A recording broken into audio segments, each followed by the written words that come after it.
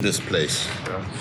I give my eternal thanks to them, and I reiterate my commitment to being a good and humble servant for the constituency, a good deputy to my Prime Minister, and an effective, compassionate, and diligent member of Cabinet. I would also like to thank the Minister of Finance for his communication and subsequent presentation. I think he has done a great job.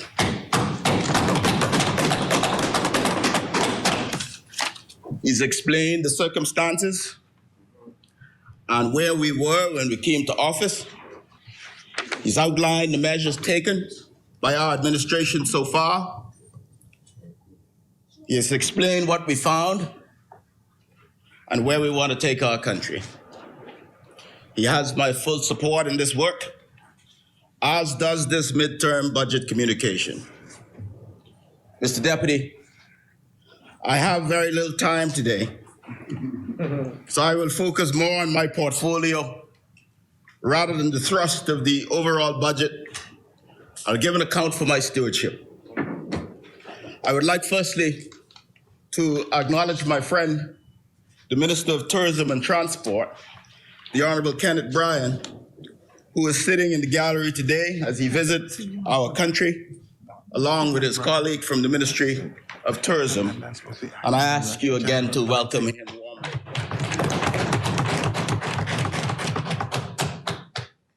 I note for the record, Mr. Deputy, that I am speaking at the moment in two different places, right here and at the Grand Bahamas Business Outlook right now. We learned how to do this during the campaign, you see. Amen. And we saw how that worked out. We could be on screen and we can be on the road talking with our people around the country. And the results are clear. 3 signatures, yeah.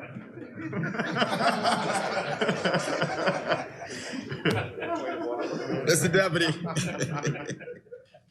we're outlining today the future for Grand Bahama, and I will touch on some of those developments here. But I wish I had an hour because there's so much good news. Amen. Mr. Deputy, this administration has been diligently at work, not just in tourism, investments, and aviation, but across the country in all of our ministries. And what I want to say to the Bahamian people is that after much suffering, some of which was beyond our control, and some of which was directly due to missteps of the Minister administration, happy days are here again. What is undeniable is that we have turned a corner in the COVID-19 pandemic, and we have turned a corner in the return of tourists to our shores.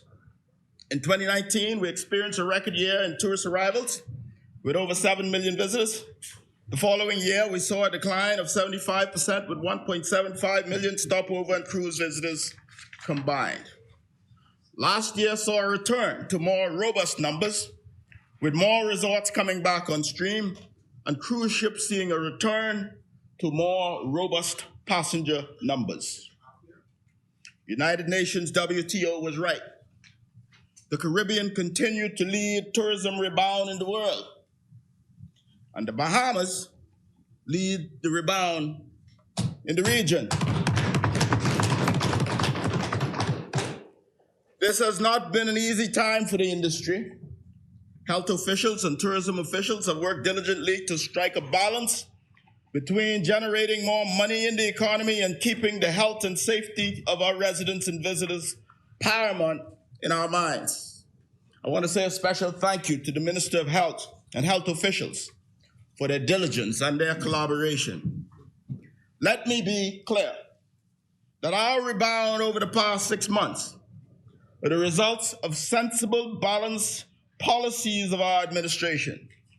We did not throw caution to the wind, as we were lobbied so to do by some. We understand our clear mandate to protect our economy and the welfare of the Bahamian people. This year, We have seen more resorts fully open, such as the beautifully renovated Sandals Royal Bahamian, the Margaritaville, and the Point. And recently, the Ministry of Health, after consultation with my ministry and industry stakeholders, dropped the requirements for masks in hotel lobbies, corridors, casinos, and outdoors, given social distancing of 3 feet or more between persons outside of the same household. It is important to note that the Bahamas travel advisory by the U.S. State Department has also been reduced to a level 3 in recent days, and we believe we will continue to see the drop as we fare well with COVID-19 infections. This is good for group business, good for corporates, good for conventions. It's a good time for tourism. Let me say that I also hear the calls of those opposite who claim we are being hasty in the relaxation of COVID-19 protocols. Well, yesterday made 6 months since we won the government. And the difference in our approach and theirs could not be starker, and our successes could not be clearer. That's right. Amen. Speaking of successes, and my Exuma people are very excited about this, regattas are going to start up again. It's a much welcome development that will help to return a sector of our tourism business that is a popular signature of our family islands. Yeah. So National Family Island Regatta will be held in Exuma, April 20th to 23rd. In the beautiful Elizabeth Harbor. Exuma, I want to tell you, happy days are here again. I would also like to note that cruise ships no longer need to present a passenger and crew manifest, which discloses vaccination status. Mr. Deputy, this was most welcome news to the cruise industry that has recently been doing bustling business at the port of Nassau. Earlier this month, the Nassau Cruise Port accommodated a record 6 cruise ships in the port on a single day. Mr. Deputy, record-breaking, 6 ships in a single day in the port of Nassau. This is after successfully completing a 6th marine berth at the port. With 6 ships in the port, that brought nearly 12,000 visitors to Nassau, meaning extra money for our vendors, our shop owners, restaurants, and extra taxes for the government. More money in more pockets, Mr. Deputy. And all we can see on Bay Street is buzzing, Mr. Deputy. On Bay Street, too, happy days are here again. In fact, with the ease in COVID protocols occurring steadily in the cruise industry, we will see even more passengers coming as the cruise port booking for this year is expected to exceed last year, and bookings for next year is expected to exceed this year. The port can also now accommodate the world's largest ships. This month, we welcome Royal Caribbean's Wonder of the Seas, and we expect to welcome Carnival's newest ship in November on their inaugural voyage. Cruise tourism is experiencing an increase in bookings after mass cancellations in January due to the Omicron variant. And we're expanding our capacity for cruise visitors, infrastructure-wise, while preparing downtown to become one of the best destination attractions in the region. With more than $130 million invested to date, all the berthing work at the port is due to be completed before the summer. The rest of the major work and the superstructure is expected to be completed by December 31st, 2022, sparking the redevelopment of downtown Nassau. And we heard the other side yesterday asking us to say thanks for work that they began from the taxpayers' money and on behalf of the Bahamian people. And I take this moment to say thank you to them. But I also remind them that on September 16th, the Bahamian people told them that their services are no longer needed. Mr. Deputy, When it comes to fixing Bay Street, I'd like to take a moment to be clear on something.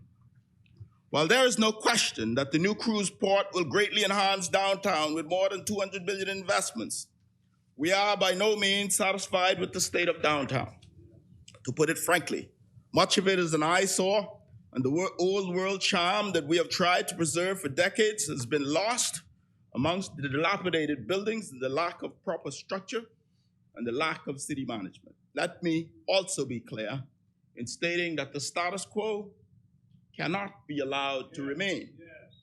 Hundreds of millions of dollars in investment cannot be complemented by acres of neglect and disrepair. How we got here is less important than what we intend to do next. Next week, I will be meeting with downtown property owners to discuss the way forward. And we will move with dispatch, Mr. Deputy. You see, I grew up in Sunday school in the Church of God of Prophecy, and people wonder why we're in such a hurry. And we are. We recognize the urgency of our work. The book of John says, work while it's day. The night cometh when no man can work. So we won't find ourselves sitting over there talking about what we woulda, coulda, shoulda done, but didn't, Mr. Deputy. So we will continue to work with haste. Nassau Cruise Port is the single busiest port of entry into this country, and I would imagine the region. It sees the most visitors and should be one of the most attractive places in our country that greet our guests with best representation of the Bahamas. We will apply existing laws to manage downtown and introduce new ones where necessary to have it restored, kept clean, and provide a unique experience for our visitors and Bahamians. Downtown should be one of our proudest achievements, not a place we continue to make excuses for.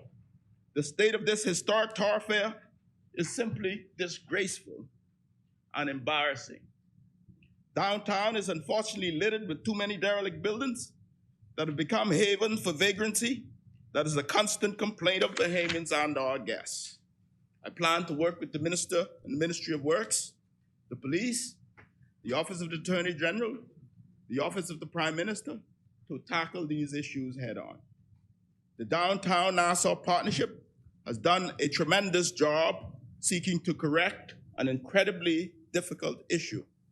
I applaud them for their work over the many, many years, and I pledge to partner with them to expedite the shared vision for a safe, rejuvenated, economically viable downtown. This month, I will also meet with a group of local artists who want to help to use their work and the work of local artisans to create a mini art design district that also has unique culinary offerings. And in the vein of what we see along West Hill Street and the National Art Gallery area, we're going to duplicate these efforts. And I don't think we need to reinvent the wheel on some of this. We have numerous thoroughly researched studies that we are going to look at and we are going to implement. We will nonetheless engage the public for all of their ideas. We will support Bahamian entrepreneurs through the Small Business Development Center and the Tourism Development Corporation. We will ensure opportunity at the Nassau Cruise Port for Bahamian entrepreneurs in a transparent process that will open in September. We will establish business incubation centers east of East Street, on Bay Street, with sleek shared office spaces like the Incudesk model, as well as a high-end, authentically Bahamian marketplace. Yes. We're calling on Bahamian entrepreneurs, property owners, and new investors to take advantage of the downtown redevelopment incentives and participate in this massive exercise to rebuild, to restore, and to revolutionize. We can restore the historic charm. We must be intentional. We can rebuild and transform our city center, and we will do it with our own hands, Mr. Deputy. In terms of stopover visitors, Mr. Deputy, the rebound continues. But put simply, we need more room capacity. An IMF study notes that despite our feat of welcoming more than 7 million visitors to the Bahamas, which is to be celebrated. They point out that between 1995 and 2018, when we compare the percentage of the total tourist arrivals to the region, we have dropped from 13% to 5%. Let me repeat that. Between 1995 and 2018, when we compare the percentage of total tourist arrivals to the region, we have dropped from 13% to 5%. In short, relative to many of our counterparts, we're losing ground. And whilst we will continue to focus on our niche, these statistics tell us that we cannot rest on our laurels. And therefore, the Davis-Cooper administration has set a target of doubling our stopover visitors in 5 years. Working with the British Colonial Hotel and Club Med in San Salvador, both will be open in time for the winter season. In San Salvador, I want to let you know that your Prime Minister is working for you.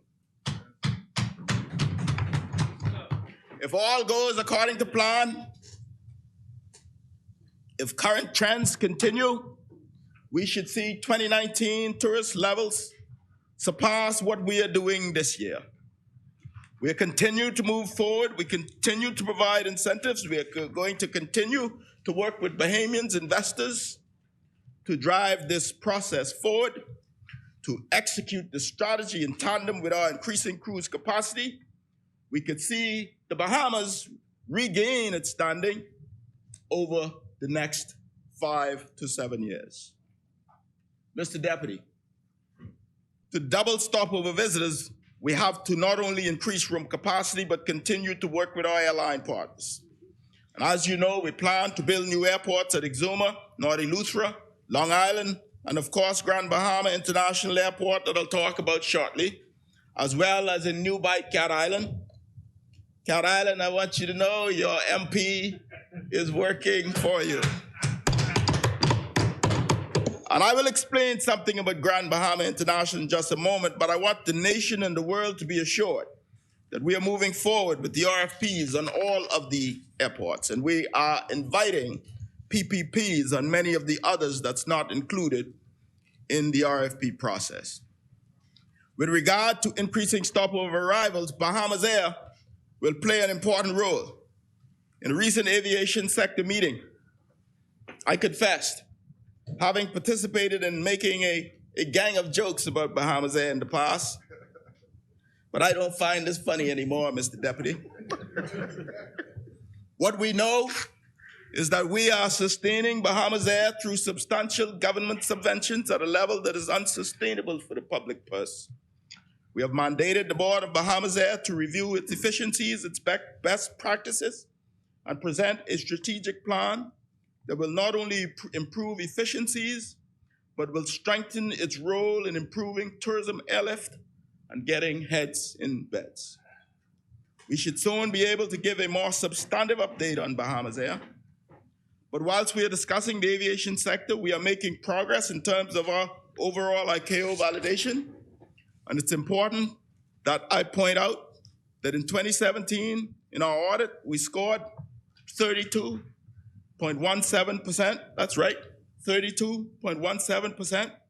However, the audit conducted in the Bahamas late last year saw us jump to an overall effective implementation rate of 63.2%.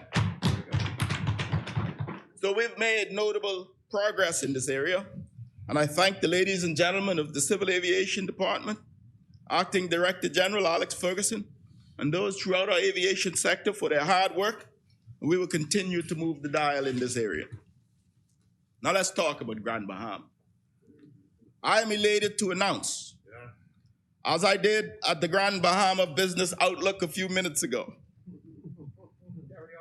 that we are going to redevelop the Grand Bahama International Airport, and before the end of March, on March 28th to be precise, we are going to open a process looking for an investor who will participate in a PPP to create a world-class airport and the stunning entryway into Grand Bahama, which the people of Grand Bahama deserves.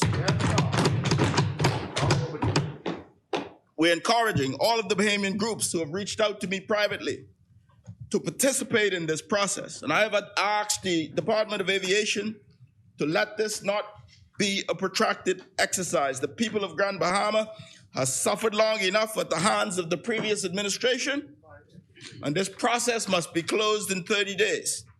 We want to attract big investors to Grand Bahama, and we want to return the glory days to Grand Bahama Central. And like the Minister for Grand Bahama said yesterday, we will make it Grand Bahama's time. In order to do that, the first impression of this airport is important. Redeveloping it is important, and we look forward to working with our partners in Grand Bahama to make this happen. And I want to say to the people of Grand Bahama, happy days are almost here again. Mr. Deputy, the Grand Lucayan Resort has also seen a great deal of progress over the last few months. And as I told the Grand Bahama Business Outlook, we've invited 5 bidders to present to the board of Lucayan Renewal Holdings Limited this coming Sunday, after which we intend to enter exclusive negotiations for the sale and redevelopment of the resort. Vision, financial capacity, and speed of mobilizing, along with a commitment to the shared vision for Grand Bahama's tourism product and its residents, will be the overarching factors that inform our selection of the bidder with whom we will partner. We expect to update the public on this by the end of March, and I have assured the people of Grand Bahama that we will not tarry. We want this negotiation to be completed by early April. We will work whilst it is day. Mr. Deputy.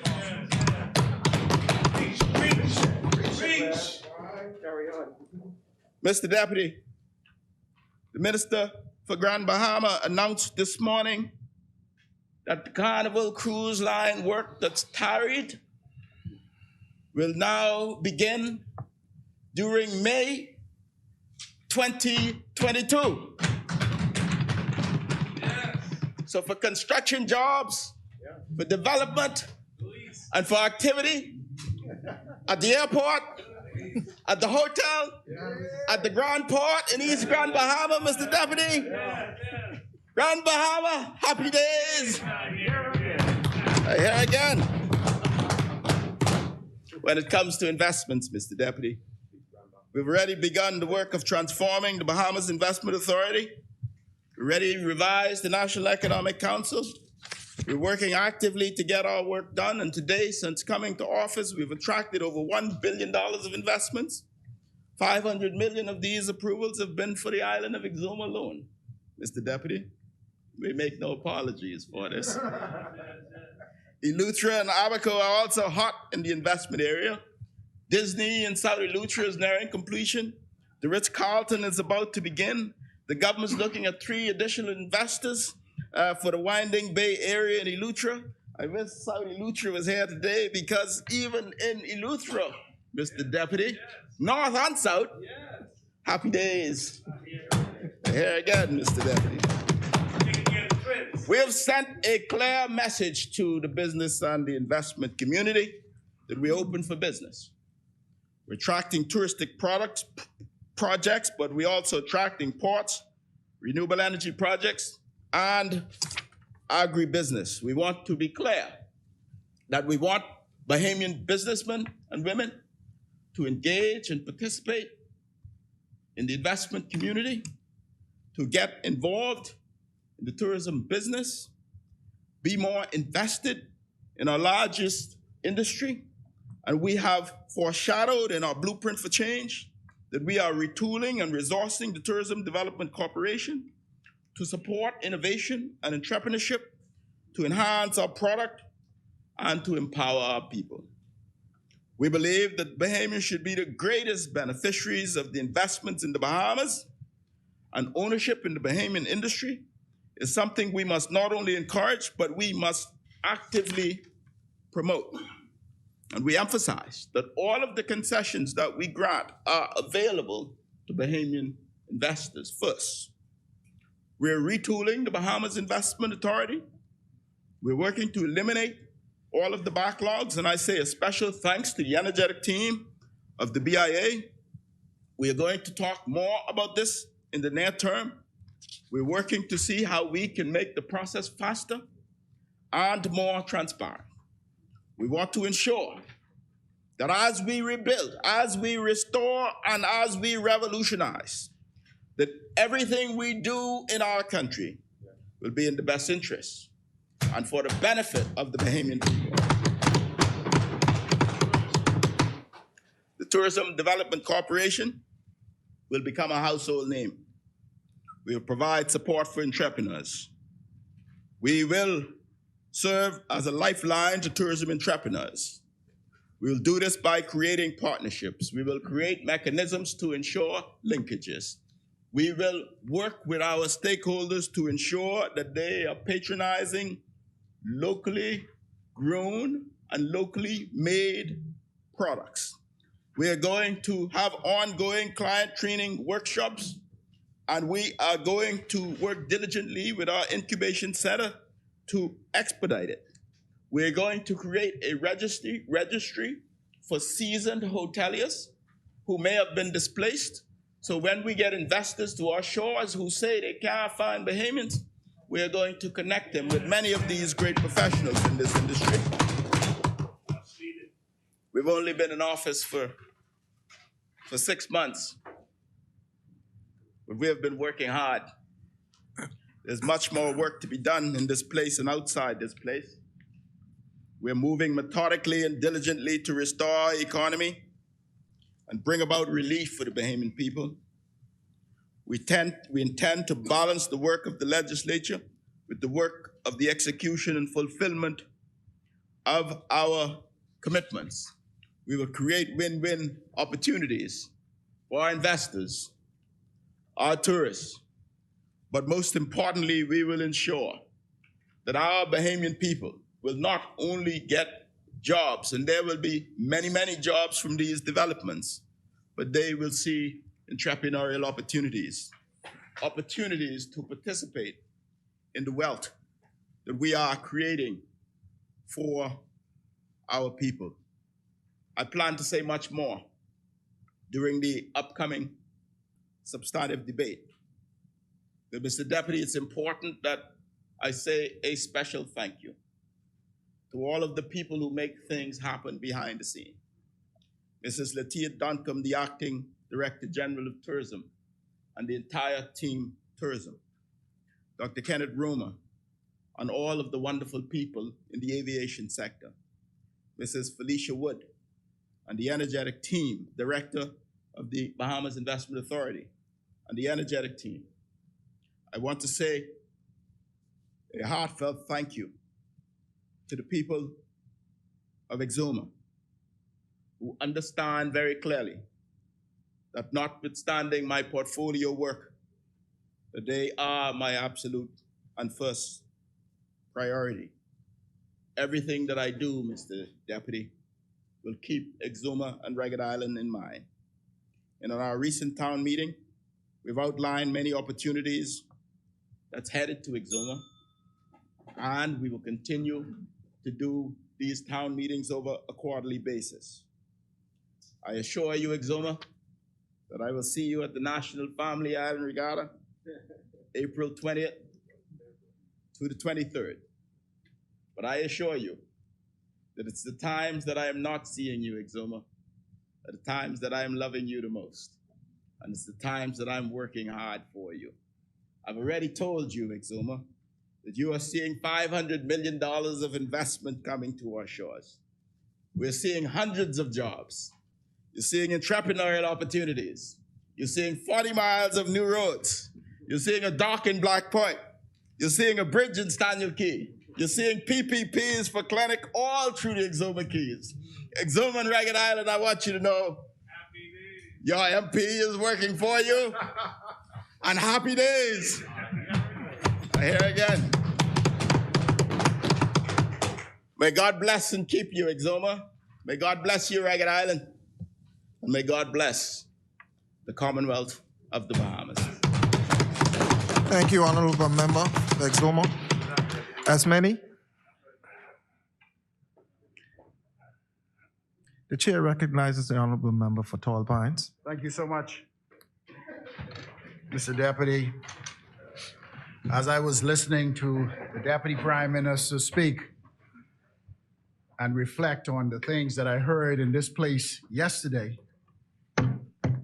all I can say is that things are happening under this new administration, and we are going places and doing things. Mr. Deputy, thank you for another opportunity to stand to my feet and to give an account to this honorable House of what I've been doing for the last 6 months. But before getting into the meat of my presentation, with your leave, I would like to thank the great people at Tall Pines for this wonderful opportunity to serve. It is because of the wind beneath my wings, I'm here today. And I assure you, now that we're relaxing many of the COVID rules, you will begin to see me face to face in the constituency, going place to place. I want to thank Ministers Wilstrom as well as Minister Ramming for assisting me in the final preparation for the launch of an urban renewal center in Tall Pines. The people of Tall Pines are excited about it. We are now going to be in a position to officially launch many of our youth programs, while at the same time allow urban renewal to do what it does best and to become the safety net for those who are unemployed, the sick, the lock-in, as well as the elderly. Mr. Deputy Speaker, I would also like to congratulate the Prime Minister and his team at the Ministry of Finance for the excellent work they've been doing in restoring the confidence in our local economy. His commitment to hard work and the compassion to the less fortunate keeps us on this side focused on the key deliverables that is clearly outlined in our charter or our blueprint for change. Under his leadership, we have done more in 6 months than the former administration has done in your entire term in office. The proof is in the pudding. Our COVID numbers are down. Our economy is growing. The tourists are coming back to the Bahamas. Our children are back in school. And our investors are expressing renewed confidence in the Bahamas and this administration. We remain grateful to the Bahamian people for this wonderful opportunity to serve. And we intend to be accountable and transparent with the people's purse, our policies, and with the execution of our transformative agenda. Mr. Deputy Speaker, few, if not any among us, could disagree that COVID-19 has dominated the conversation in our lives for the past 2 years. 2 years ago, with all of the panic and fear and accomplished as a result of the pandemic, it was hard to conceive of a time when we would be able to return to some degree of normalcy in our lives, in our schools, in our homes, in our places of worship, and in our ability to socialize with family and friends. But Mr. Deputy, after 4 waves of this deadly pandemic, I am cautiously optimistic that we are heading in the right direction. The recent statistics on the COVID-19 cases this past week show that on an average, we have recorded a total of 4 cases per day with an average positive rate of just 2%, well below the WHO benchmark of 5%. Sadly, this week, we recorded 2 deaths from COVID-19. However, the number of persons hospitalized remains relatively low at about 13 cases per week, with only 2 persons presently in our ICU unit. At the Ministry of Health and Wellness, We have responded to these encouraging signs by relaxing some of our healthcare rules. These improvements have been due in no small part by the many people who have heeded to the call to be vaccinated and to the responsiveness of residents adhering to the stated health protocols of social distancing, but particularly mask wearing in public places in the heat of the fourth wave. At the height of the Omicron infections, we also believe that our evidence-based decision to offer free testing and free medical grade masks to the wider population also had a positive impact in slowing community spread of this highly transmissible variant of the COVID-19 virus. Our COVID-19 free testing initiative began as a pilot program in October 2021 in Inagua, our most southern island. And since then, we have expanded our program to areas nationwide with more than 34,000 tests completed across our country at a cost just over $500,000. During the first week in January, when we began the free testing and mass initiative in New Providence, we recorded 2,971 positive cases of COVID-19. By the 10th epi week of this year, which is around March the 7th, the number of recorded positive cases ceased and fall to about 21 cases, which is roughly 99% reduction in January of this year. I got a slide right here to really demonstrate. The first slide clearly indicates where we are, and we start from 2000, and we go to epi week 10 here in February, going on to March, and you can see the drop, the quick drop. Now, I don't have much time to go into the details, and this is also another slide which demonstrates that we are definitely moving in the right direction. Mr. Deputy Speaker, we at the Ministry of Health and Wellness strongly believe that the rapid antigen test has been an important screening component in limiting the spread of COVID-19 during the fourth wave of this deadly pandemic.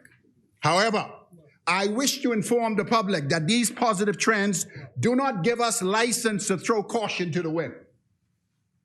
We must remain vigilant, and we must impress among others who are unvaccinated to become vaccinated as soon as possible. The Centers of Disease Control in the United States have also responded positively to our improved COVID experience by moving the travel risk advisory rating from level 4 to level 3. And as these trends are sustained over the next month, we are confident that we will move to level 2. As we have seen in past experience, these reductions in our ratings have a positive impact on our tourism sector and by extension, our wider economy. We all must remember, we are in this together. I want to say that again. We are in this together. And each of us doing our part together, we will impact our economy together and our pocketbooks together. Mr. Deputy Speaker, our vaccination campaign started almost exactly 1 year ago, with first doses being administered in March the 14th, 2021. Since that time, 332,549 doses have been administered in the Bahamas, which includes the first, second, the extended primary series, and the booster doses. While our country's vaccination rate has increased, we have noticed something very peculiar, that as COVID infection rate decline in the country, the rate of uptake of vaccines slow down. We want to change that. We want Bahamians to come out to get vaccinated in order for us to reach our goals and objectives. As of March the 9th, 40% of the total population is fully vaccinated. But when we compare vaccinated persons to the population eligible for vaccination, the percentage is just over 50%. So we have a way to go to reach the level to achieve what has happened in the United States and what is happening in the Cayman Islands. When we examine vaccination rates in our country by age bands, we see that the lowest vaccination rate among persons is the age 30 and below. This is not surprising for us who study medical epidemiology, because since the pandemic, this group was thought to be less vulnerable with the infection. This perspective has changed, and we encourage all members of the general public who have vaccination hesitancy to visit our website and to get the factual information regarding the vaccine so that Bahamians everywhere can make informed decisions regarding how they can protect themselves against COVID-19. Vaccination slots are open for booking across our archipelago. Pfizer and AstraZeneca vaccines are available at all vaccination centers, and the public is encouraged to book appointments using our online portal or to just walk into the vaccination site here in New Providence and our family islands. Mr. Deputy Speaker, we wish to express our appreciation to the United States government, particularly here at the embassy, for the last tranche of vaccine, some 32,400 doses of Pfizer vaccine that came to our country through the Caribbean Public Health Agency, and we are working diligently to get our pediatric vaccine in country. I want the Bahamian people to understand, we are using diplomatic ties. We are now petitioning Pfizer directly to have access to these vaccines, and we are doing all in our power to ensure that the pediatric vaccine arrive in the Commonwealth of the Bahamas. Mr. Deputy Speaker, over the past 6 months in taking the responsibility as Minister of Health, I have observed tremendous deficiencies that exist in our healthcare delivery system, not only in Nassau and Grand Bahama, but throughout our family islands. During my visit at our hospitals and clinics throughout our country, it was evident that the human resources component of healthcare is in a critical state. My ministry is moving to correct these deficiencies, and I'm pleased to announce, while on my feet, that the Cabinet of the Bahamas have approved the hiring of some 512 healthcare professionals to be deployed throughout the Bahamas to fill the many gaps that currently exist. With this increase in human resources, we intend to do a better job to deliver primary, secondary, and tertiary healthcare services throughout the country. Some of these gaps have been filled in the short term by healthcare professionals from the Republic of Cuba. With significant number of local nurses unable to perform their duties as a direct result of the pandemic, 50 specialty nurses were recruited in January from the Republic of Cuba for temporary deployment at the Princess Margaret Hospital to assist in the delivery of hospital service and patient care, with the additional 50 specialty nurses expected to arrive in the country in August of this year. We have also recruited 10 allied healthcare professionals from the Republic of Cuba who are expected to arrive in the country in early April of this year. 6 pharmacists will be deployed at the Princess Margaret Hospital, 4 biomedical engineers, 2 stationed at the Rand Memorial Hospital, and 2 stationed at the Princess Margaret Hospital.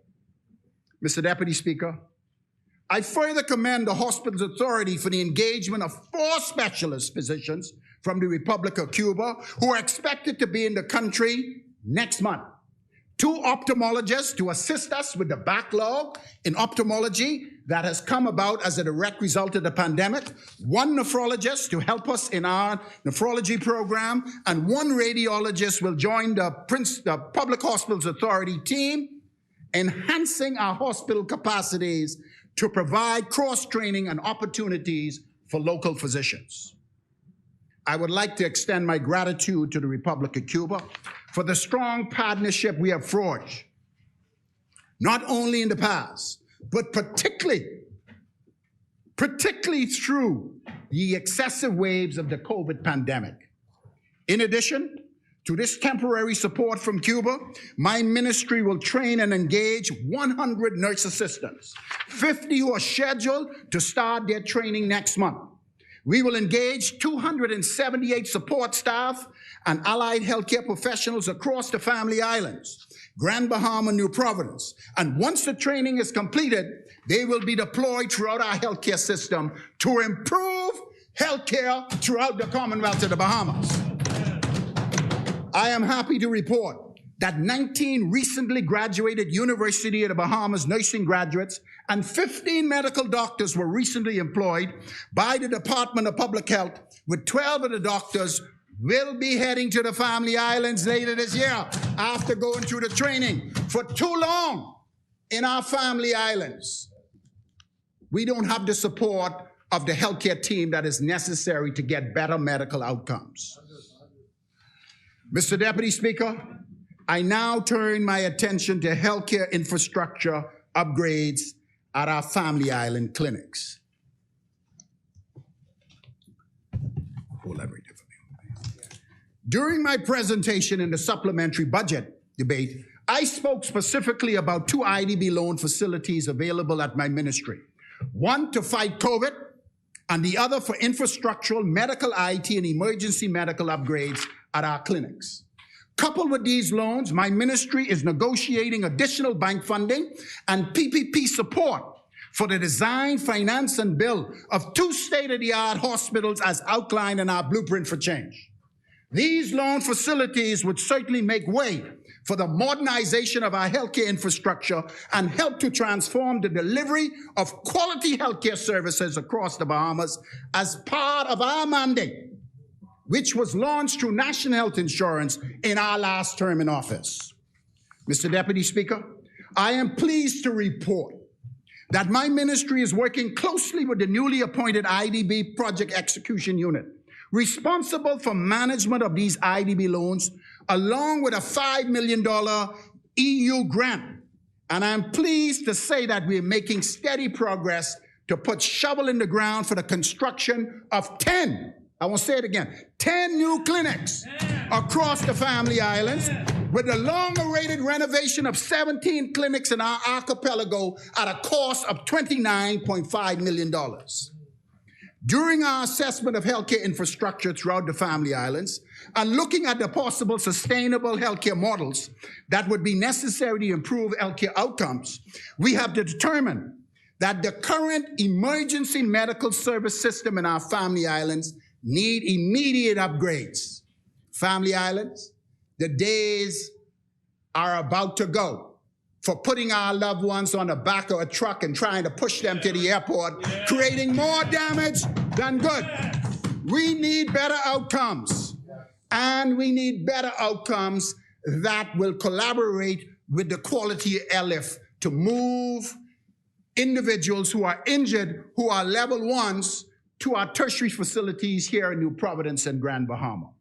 Therefore, as part of component 3 of the 1053 IDB loan facility, the Project Execution Unit budget it in excess of $900,000 to purchase ambulances to deploy to our Family Island clinics.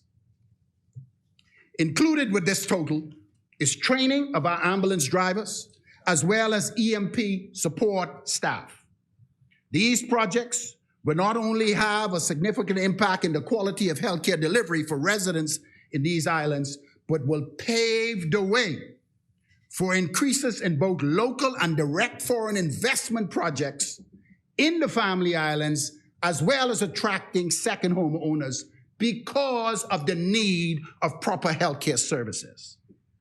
Mr. Deputy Speaker, after discussions, thank you, with BTC, plans are currently in place to ensure that fiber optic cables and connections are available to our Family Island clinics, which is absolutely necessary to launch our telemedicine platform, and services to assist physicians in remote areas, something the former administration keep talking about but failed to deliver. As minister, I am excited about the direction this new day administration is heading in, and I look forward to update this Parliament and the Bahamian people in a few months when I speak to the substantive budget. Mr. Deputy Speaker, also by way of the IDB loan facility, weather-resistant prefabricated isolation modules will be purchased and mounted on foundations that are weatherproof at the major clinics across the country, including New Providence, Grand Bahama, in order to provide immediate quality health care for COVID patients who are moderate to severely ill and for patients who suffer from infectious diseases and who need specialized care. This will improve medical outcomes and help to prevent community spread. Mr. Deputy, I now turn my attention to the Rand Memorial Hospital and the outlying clinics in Grand Bahama. In the supplementary budget, $19 million was earmarked for the expansion of the Rand Memorial Hospital. It was removed from Head 60, line 311312, and replaced by $5 million to support some essential upgrades at the Rand Memorial Hospital, the West End Clinic, the 8 Mile Rock Clinic, the Swedenski Clinic, and the Hawksbill Clinic. Mr. Deputy Speaker, for too long, the Rand Memorial Hospital has wrestled with morgue facilities that have failed to keep pace with the growth and the need for our loved ones. Today, I am pleased to say that an RFP process went out and bids are in, and a contract will be awarded shortly for the renovations of the morgue, along with the completion of outstanding work in our radiology department, particularly mammography and other diagnostic equipment which have been out of service in much of the pandemic.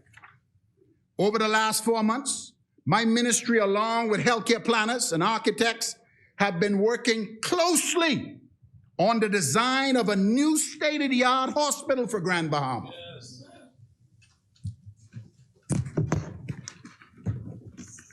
And I am pleased to report that we are making steady progress and intend to break ground on this Northern Hospital at a new greenfield site.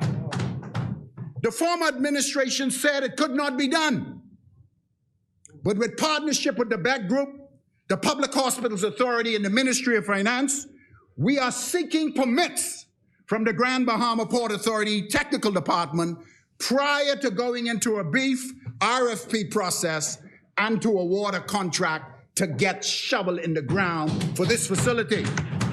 I am particularly excited about this ambitious project that was promised to the people of Grand Bahama in our last term in office. Grand Bahama, your time has come. Mr. Deputy Speaker, my ministry is working closely with the Public Hospitals Authority to upgrade health infrastructure at the Sandilands Rehabilitation Center, the Princess Margaret Hospital, and I would like to take this opportunity to welcome our newly appointed Managing Director of the PHA, Ms. Aubenette Roll, whose appointment took effect on February the 28th of this year. She comes to the position very qualified as a healthcare executive, a former nurse, a midwife, a qualified attorney, and a counselor. Ms. Roll has the experience and have the ability to take the Public Hospitals Authority in the direction as clearly outlined in our blueprint for change. The PHA is indeed fortunate to have Ms. Roll, and I welcome her to take full charge of the Public Hospitals Authority. Mr. Deputy Speaker, I am also pleased to advise this House that the administration appointed a new board of directors for the Public Hospital Authority, led by Chairman Mr. Andrew Edwards, an attorney by profession. And the board had its first meeting on the 21st or the 20th of December, 2021. Both Ms. Roll and Mr. Edwards have hit the ground running. A contract was awarded to upgrade the Princess Margaret Hospital morgue, long overdue. The renovation of accommodation unit for medical staff at the hospital compound is also one of those projects. And we are soon to begin the renovation of the male medical ward, something that we need ASAP. Mr. Deputy Speaker, I now turn my attention to national health insurance and to speak to our commitment to take national health insurance to the next level and provide catastrophic health care insurance for all Bahamians.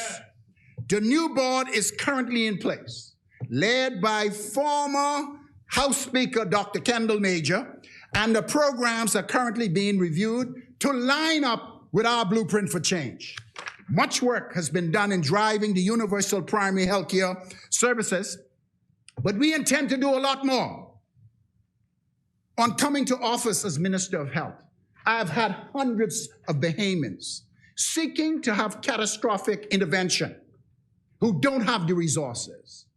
Our administration will create opportunities for these long-awaited procedures to be done, and we have to find a way to underwrite the cost for the poor and for the unemployed. Mr. Deputy Speaker, lots have been done in my ministry in the last 6 months. Despite finding in excess of $50 million of unbudgeted debt that crippled us initially, but God is a good God, and our cabinet is a cabinet that functions. Those resources are now coming back into the ministry to catch up on all the debts that were left behind by the former administration.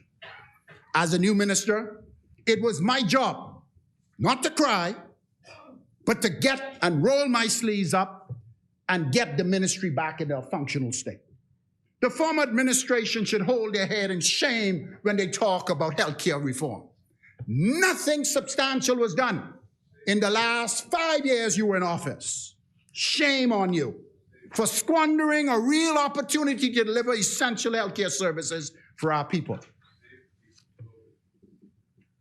Mr. Deputy Speaker, our blueprint for change clearly outlined that we promised the Bahamian people at the last general election that we will make a difference in their lives.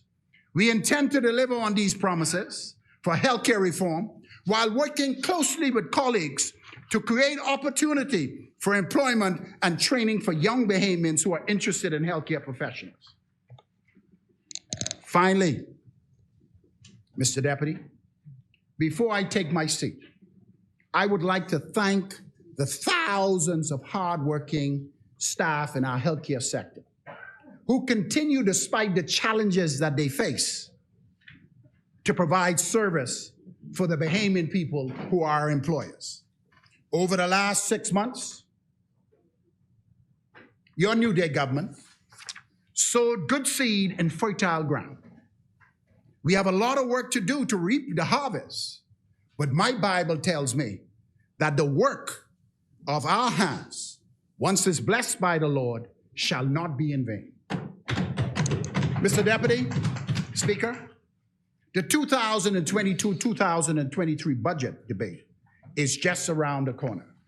And I will provide this House and the Bahamian people an expansive version of what we have been doing at the Ministry of Health and the direction we are moving to provide essential services for our people. Thank you. Thank you, Honorable Member.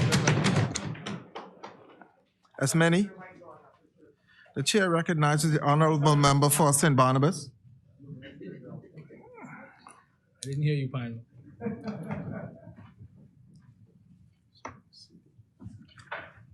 Thank you very much, Mr. Deputy Speaker.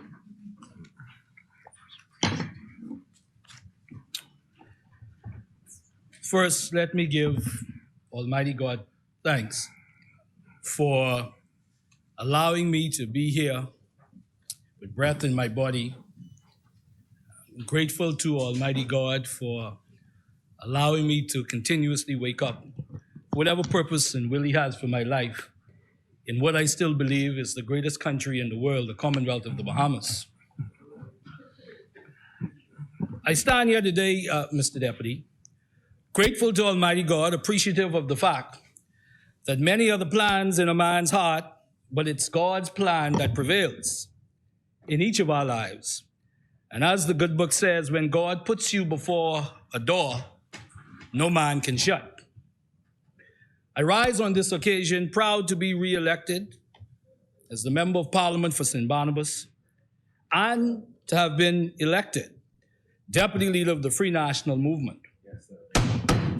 Mindful of the great legacy of our party, from ensuring that the Bahamian people have a democratic dissenting voice that deepened our democracy, to the establishment of minimum wage, to the creation of local government, to the empowerment of Bahamian women, ushering in historical first, the first woman to be elected to the House of Assembly and act as Prime Minister, Dame Janet Boswick, first woman to serve as Speaker, Rome Italia Johnson, and the first woman to serve as Minister of Education and Governor General, Dame Ivy Dumont.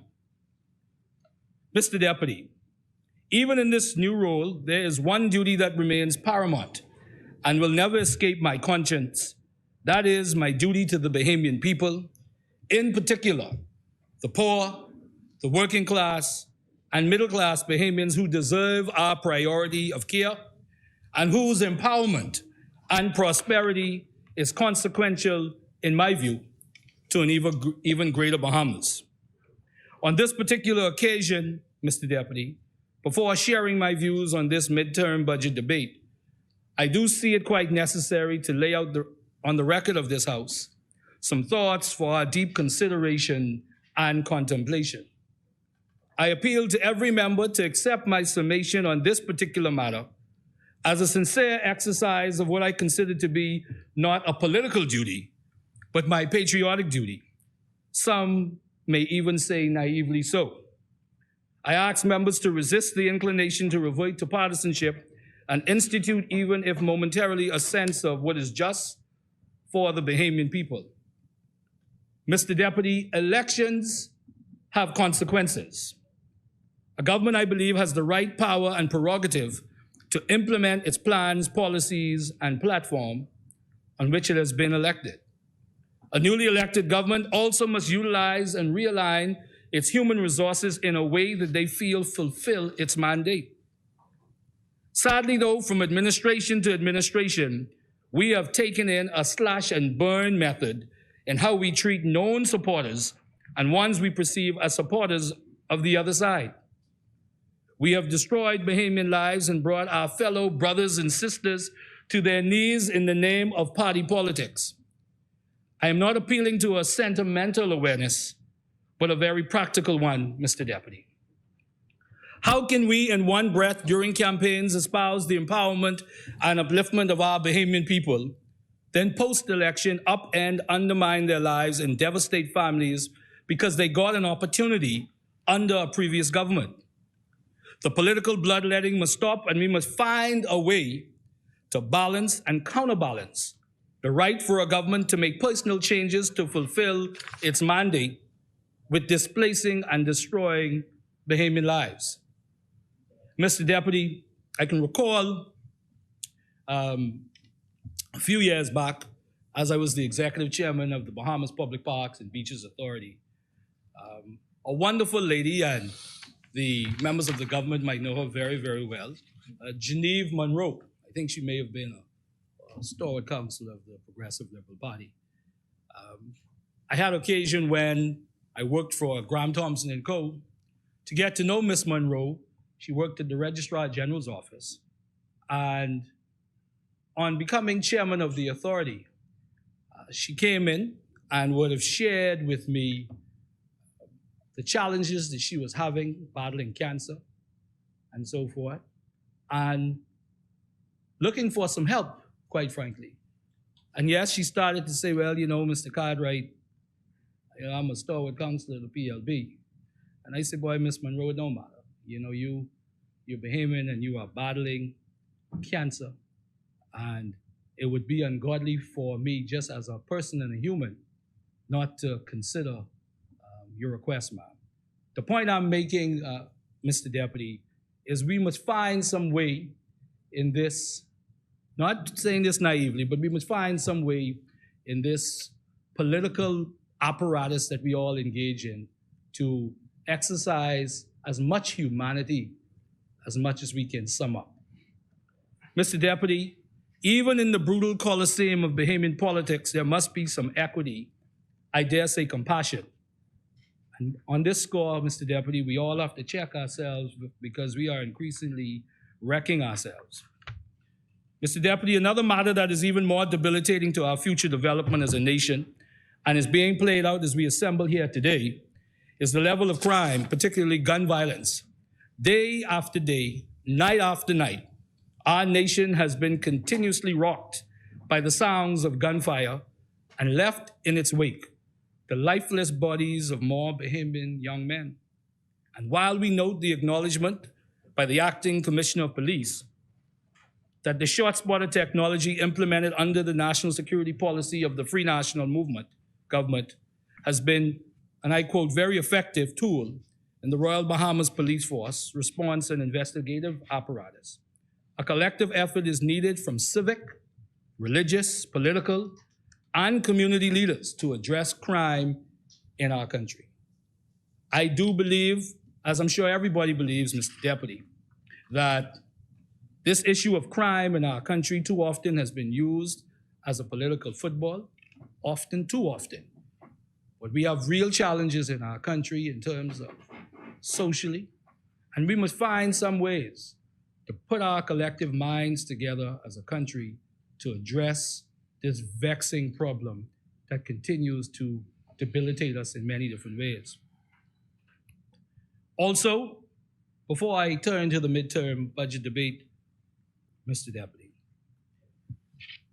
yesterday it was great to hear from the member of Angliston her views on the president of the appointment of the new president of the University of the Bahamas. And I just wish to state again that it is disheartening. I understand that it was a fair process, but I am just talking about the larger issue that we must find some way to ensure that a Bahamian leads the University of the Bahamas. I don't know how exhaustive the process was. I'm sure by their standards it was exhaustive. And again, this isn't about ascribing any blame, but I just think that it's a travesty that as we celebrate, as the University of the Bahamas celebrates 50 years, that we are not furnished with a president, a Bahamian president. Mr. Deputy, this midterm budget debate, even from its initial contributions, have made one thing abundantly clear. Much of the economic progress and many of the positive fiscal footnotes the government has touted have come about because of the efforts and policies of the Free National Movement government. Even this government has acknowledged by its own words, and I quote, "It is too early for the full effects of our policy changes to have manifested themselves." So, Mr. Deputy, the economic rebound that has manifested since September 16th, the general election, has been because of the policies of the Free National Movement. Notwithstanding this matter, Mr. Deputy, apologies, I view this midterm budget debate in very simple and real terms. When you strip away the rhetoric and the political theater that both sides have had a tendency to engage in, what remains anchored and resolute is one fundamental question that should dictate all else. How is the ordinary Bahamian man and woman faring? What in the long-term calculations, and in particular in the present, is the fate of the middle class, the working class, the poor in our country? Are we doing enough, Mr. Deputy, to ensure that they are not just simply striving, but thriving? Are we lifting their burdens off their backs or placing more obstacles in their way? Are we empowering them, Mr. Deputy, or are we stifling them? These questions have become even more consequential as the world contends with the impact of a global pandemic. The United States is grappling with a 30-year high inflation rate and paralyzing supply chain issues, both which affect us directly. It is being felt every day by Bahamians who express how difficult it is. You hear it in the grocery stores, you hear it in pharmacies, you hear it at the gas pump, you hear it at BPL. For the average Bahamian, everyday needs are costlier and harder to get. Mr. Deputy, the pressure is tall, and Bahamians are demanding relief. And it is my belief and the opposition's belief that governments should seek to provide that relief. Mr. Deputy, this is what Bahamians have been waking up to. $5.37 gallon of gas. That was just $5.05 weeks ago. In the Family Islands, it has reached $7. On this issue, Mr. Deputy, governments in the region are responding to the cries of their people. Barbados is reducing the dollar amount of VAT payable on petrol. Turks and Caicos reduced tax on fuel by 25%. And I saw very recently that the president of the Abaco Chamber of Commerce talked about a cap. Something we need to consider, to look at. How do we eliminate the pressure at the gas pump? When they leave the gas station, Mr. Deputy, and walk into the grocery store, they are met with increasing costs of purchasing bread basket items due to the government imposing VAT on bread basket items. Sardines that was 79 cents is now $1.29 plus VAT. Rice that was $3.49 is now $3.89. Corned beef that was $2.03 is now $2.09. I spoke to one of the persons in my constituency who sells breakfast. And they say now their breakfast has to go from $2.50, right, for tuna and grits, to now $3. Why? Because the big bottle of mayonnaise that was $12 is now $17. The big can of tuna that was $9 is now $14.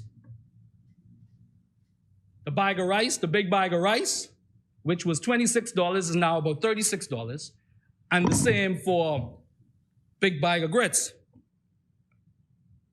So, Mr. Deputy, they leave the grocery store and they go to pick up their prescription drugs that now has VAT on it. If they're suffering from high blood pressure and they have to go and pick up their Norvasc, it costs more. And speaking to some pharmacists recently, there are persons who are going into pharmacies now and only getting 2 weeks' supply of their medication because they are unable to afford the full supply.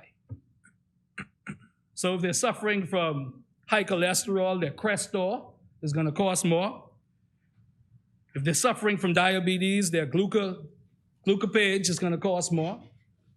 I've noted these in particular because, as we know, the Bahamas continues to deal with high incidences of non-communicable diseases. All cost a little bit more due to the government imposing VAT on bread basket items and prescription drugs. Then, Mr. Deputy, they pull up to BPL to pay their electricity bill and are further burdened. To add to the injustice, millionaires on that same day are enjoying a tax relief on real estate on properties over $2 million. Such is the plight of our fellow Bahamians. The struggle is real, Mr. Deputy, and what I describe is not political theater, it is real. And I am confident that every member of this honorable House agrees that the Bahamian people we represent in many ways have this shared experience. We just differ on the way to bring that relief. If there is any doubt, Mr. Deputy, we can walk right on to Bay Street, stop pedestrians or motorists, and ask them how their day is going. Mr. Deputy, this story of the Bahamian struggle that warrants a response from government. This opposition through the member from Marco City believes that we must not just oppose in here, but we must propose. So we propose, as stated before, we propose that the government help lift the burden off the Bahamian people by immediately removing VAT on bread basket items and prescription medicine. The Bahamian people are pleading, Mr. Deputy. I've heard the argument that this is, quote, the best practice, end quote. However, Jamaica currently has a zero-related list containing prescription medication and basic food items. Belize currently has a zero-rated list containing rice, eggs, fresh meat, corn, sugar, bread, and so on. Services such as school fees, medicine, insurance, and house rent are also VAT-free. Barbados has a zero-rated list that include items mentioned above, including fruits and vegetables. Mr. Deputy, the Bahamian people don't just want VAT removed off of bread basket items and prescription medicines. They need it. We propose that the government help lift the burden off the Bahamian people by restoring VAT at 12% on property transactions of millionaires above $2 million and use the additional funds to help the poor, the lost, the least, and the left behind. We propose that the government help lift the burden off the Bahamian people by removing VAT on locally produced food. We propose, Mr. Deputy, that the government help lift the burden off the Bahamian people by eliminating custom duties, excise taxes, and shipping fees on certain items to reduce the cost of food and goods landed in the Bahamas. We propose that the government help lift the burden of the Bahamian people by providing more funding for fishermen and farmers through grants. We propose that the government help lift the burden off the Bahamian people by increasing backyard farming and community farming projects. We propose, Mr. Deputy, that the government help lift the burden off the Bahamian people by increasing the amount provided for the social services, food assistance program, and increase the number of people eligible. We propose that the governments lift the increasing the amount provided for school lunch program and universal breakfast and lunch, and increase the amount paid to vendors. We propose that the government help lift the burden off the Bahamian people by increasing the amount provided for electricity assistance and increase the amount of persons eligible, especially in Grand Bahama. Notably, Mr. Speaker, Mr. Deputy, we feel the government has erred in seemingly abandoning the BPL hedging program by not conducting a hedge trade in September and December. Doing so would have cost Bahamian consumers tens of millions of dollars in reduced electricity costs, particularly. The chair recognizes the member for Fort Charlotte. I appreciate that the member has stated that it appears that the government has abandoned the hedge strategy. And I wish to state, as a matter of fact, that the government continues to provide its state guarantee to support the hedging strategy which does exist at BPL. Thank you, member. The chair recognizes the member for Marco City. Thank you very much, Mr. Deputy. Mr. Deputy, it is our understanding, and maybe the minister would like to clarify for the Bahamian people, that BPL, despite advice from the previous board and advice it received since this government has been in the chair, that they did not execute the trade in September and December. As a result of that, the projected $50 million that we were poised to save, we are now going to incur. Can the minister on his feet indicate what the facts are relative to the trade? Thank you, member. The chair recognizes the member for Fort Charlotte. The member, I've stated what I had to say. If the member has a question, submit the question. I would be happy to have the permanent secretary prepare a response. But I've stated, based on this debate, what the honorable member said. I have nothing further to say. Yeah, the chair. The earlier answer provided by the member for Fort Charlotte clearly indicates that what he represented is not accurate.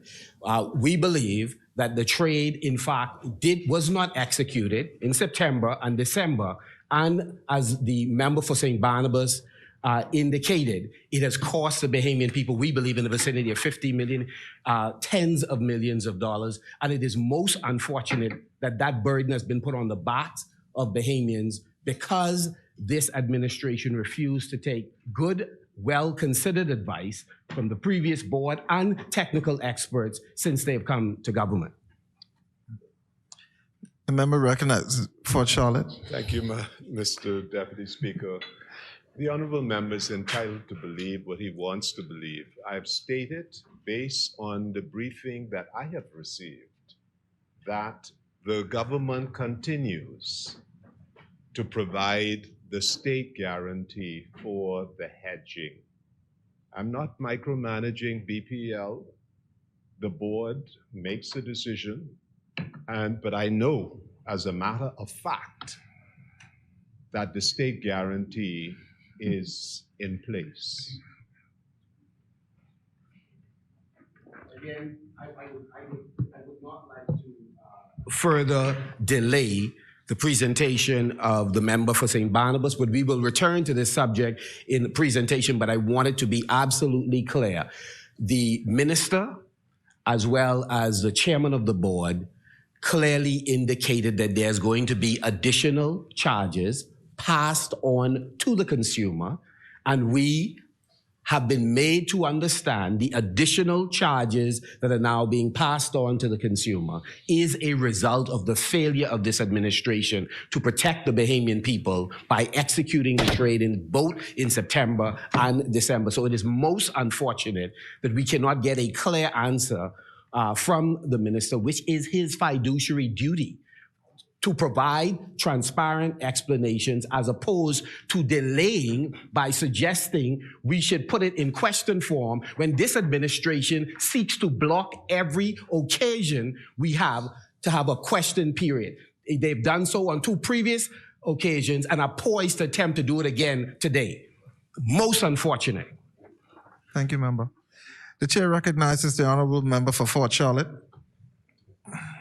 Thank you, Mr. Deputy. Mr. Deputy, I will not condescend to all of the innuendos and allegations and so on. I've stated as a matter of fact that the government continues to provide the guarantee which allows the hedge strategy.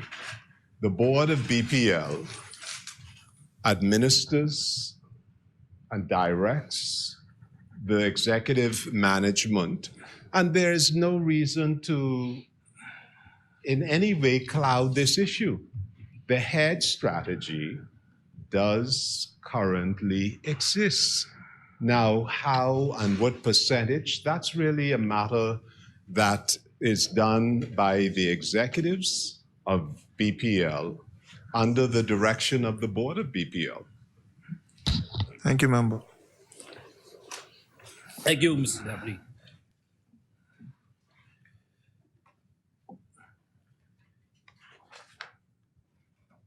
Thank you, member for Fort Charlotte. Mr. Deputy, to finish off that particular point, the IDB has heralded the impact of the hedging program and the fact that it has been able to mitigate the impact of rising energy prices. We do propose too, Mr. Deputy, that the government help lift the burden of the Bahamian people by reinstating the National Food Program and Unemployment Assistance Program. Mr. Deputy, more broadly, there is no doubt that many of the fiscal milestones trumpeted by this administration have been a direct result of the economic and fiscal plan put in place by the F&M government. In October of 2021, just 1 month after the general election, the government announced that the country was $90 million ahead of its revenue targets. In January, the government touted that we are $160 million above forecast. This is due, no doubt, Mr. Deputy, to the efforts of the former F&M administration. Mr. Deputy, we also note the cuts the government intends to make that is outlined in the fiscal strategy report to make, along with the promise of $1.3 billion in revenue, with no long-term guarantee that taxes in various forms will not increase. In the government's own words, there are no plans for taxes in the short term. The Bahamian people are concerned about the government's intention to cut education by $26 million.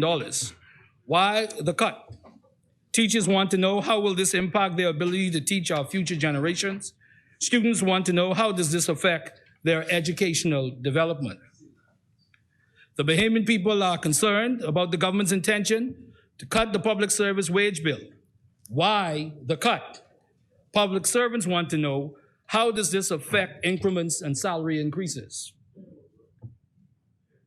With the increase in crime, the Bahamian people are concerned about the government's intention to cut funding to the Royal Bahamas Police Force and the Royal Bahamas Defense Force by $15 million. Bahamians want to know, how will their safety and security and that of their family be impacted or jeopardized by such a cut? Bahamians in the Southern Islands want to know, how vulnerable will our borders become because of these cuts? Police officers and Defense Force officers want to know, how will this affect their ability to do their jobs and protect themselves and the Bahamian people?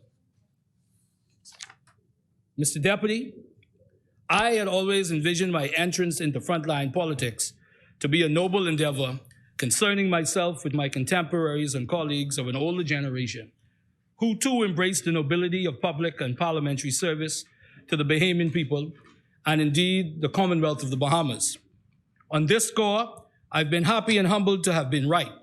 What I did not count appropriately or adequately is the rigor of the political gauntlet we all must run through constantly. I know now, I've often noted that there exists a political landscape, but I've come to appreciate in many respects it could be more aptly called a political obstacle course. An obstacle course that requires an agility and awareness of your surroundings in props, and yes, even in people, Mr. Deputy. Mr. Deputy, as stated before, from without and within. Mr. Deputy, I embraced early in my life the importance and impact of words, particularly those we speak. For as we know, words have the ability to inspire or destroy, to uplift or denigrate. That's why during my time in public life, I've always been mindful of how and when they apply to proposals, policies, and especially people. I found too that context urges perspective, and lack of context will give way at times to conjecture, misinformation, disinformation, and a suggestion of ill intent. Mr. Deputy, I wish to talk directly to the Bahamian people who know me and those that have come to know me. Let me state up front once again in the strongest possible terms, I deny any suggestions that I participated in any willful wrongdoing or knew of any wrongdoing. There has been lacking sufficient context to assess the issues stemming from the Bahamas Public Parks and Public Beaches Authority that have come up in the public domain. Context and understanding that would illustrate the number of process and system issues that existed from the inception of the authority started by the PLP in 2014. Now, let me just say, Mr. Deputy, because I believe this is important. I don't believe in a revisionist type of history. That's not my suggestion here. I'm making the point that the issues that emanated from the Bahamas Public Parks, many of the issues have bridged both administrations. That's the point that I'm making. Many improvements were made during both, but some still remain, and this government will have the opportunity to address them. As I begin, I want to thank the Honorable Alfred Says, the member for Fort Charlotte, whose reputation precedes him for the sincerity, objectivity, and political maturity one would come to expect from a senior statesman, by acknowledging two very important aspects of the ongoing conversation on the authority. The first noting that the over-budgeting and excess spending resided with both the Christie PLP administration and the F&M Minnis administration. As a matter of fact, from its inception from year one to date, the authority has never stayed within budget. Secondly, on the decision to exceed the budgeted amount in the 2021-2022 budget, and as I had stated, I made no unilateral decision, and as the honorable member stated in this honorable house, and I quote, I know the member for St. Barnabas has been put in a difficult spot, but for those of us who know how government runs, it could not be you alone, sir. Amen. In addition, the honorable member for Charlotte said, the honorable member for St. Barnabas has taken a blow beyond his authority. No question. Okay, so I quoted you right. I hope. Madam, Mr. Deputy, on both scores, he was right. I got instructions and directives from higher authorities, and I will leave that right there.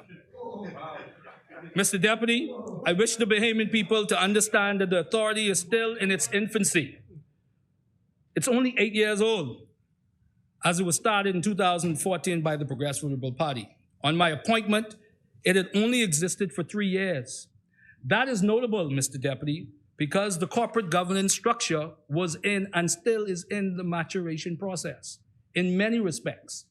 And this is important, Mr. Deputy, because, and let me say, my predecessor, former senator, who I know personally, so let me just state this, who I know personally. When I became chairman, I thought it was important to start fixing things. The former senator, the former executive chairman, did a tremendous job on many scores. I can say that because for me right now, this is not about politics. Right? Did a tremendous job. Were there things that needed to be improved? Absolutely. We made a lot of headway and progress when I was chairman. Were there a number of things left on the trestle board, if I could use that? Absolutely. And the new chairman in this new administration will have the ability to fix some of these primitive systems and processes, right, that came up as a result, as I said, of the corporate governance process being slow to reach exactly the level that it needed to be. As I said, my predecessor, whom I know personally, achieved many great things and deserves credit for them. And then there were things that needed improvements, and we fixed them. Being careful, Mr. Deputy, not to cite them in tenor and in language as sanctioned by ill intent. I'm not suggesting that anybody is doing that. I'm making just a larger point. Similarly, this administration and the new chairman of the authority will no doubt find improvements were made, and yes, work left to be done. Mr. Deputy, I've never shied away from constructive criticism and accept it as means to become better. That's what leaders do. I accept it, but what I do reject is the presumption that inefficiencies, primitive systems, or gaps in the system meant that there was a sinister, self-enriching, fraudulent, or intentional plot at hand. The procedural and processing lapses and blind spots were a function of both a corporate governance, as I had stated, in its infancy, and primitive systems that need to be fixed, and like many areas in government, needs overhaul. The extraordinary pressures of the impact of the global pandemic on systems and services also played a major role. For example, at a particular juncture, the entire accounting department was shut down due to COVID cases. As a result, some things were deficient. Could improvements have been made more quickly? Yes. Were attempts made to take corrective measures on a number of issues and make progress on others? Absolutely. Absolutely. Mr. Deputy, if there's one regret that I do have, because I pride myself on trying to fix as many issues as we can, I humbly view myself as a problem solver, is that some of the problems at the authority we didn't get to. But as I said, governments are continuous, and so just as we picked up some of the challenges when I became chairman, this government will have the opportunity and has the opportunity to now correct them, and I look forward to those changes. As I wrap up, Mr. Deputy, I just want to thank the people of St. Barnabas, who continues to be a source of inspiration, the love that they show each other, the love that they've shown me in my family. I continue to be proud to say that I'm the Member of Parliament for St. Barnabas. And lastly, I would just like to say too, that we must, as best as we can, Mr. Deputy, as best as we can, try to strip away some of the political inclinations that we all have sometimes, urged on by our party structures and so forth. In the end, I know that we all agree that we have a country to build, and all of us have a contribution to continuously make. Oftentimes, particularly in this session, as I look around the Parliament, I see many friends. And it's almost sacrilegious probably to say that in politics, but truthfully, many friends and relationships. And these things should matter. And so with that, Mr. Deputy, thank you very much. I continue again to be grateful that I live in the greatest country in the world, the Commonwealth of the Bahamas. Thank you very much. Thank you, Honorable Member. As many? The chair recognizes the member for Golden Isles, Garden Hills.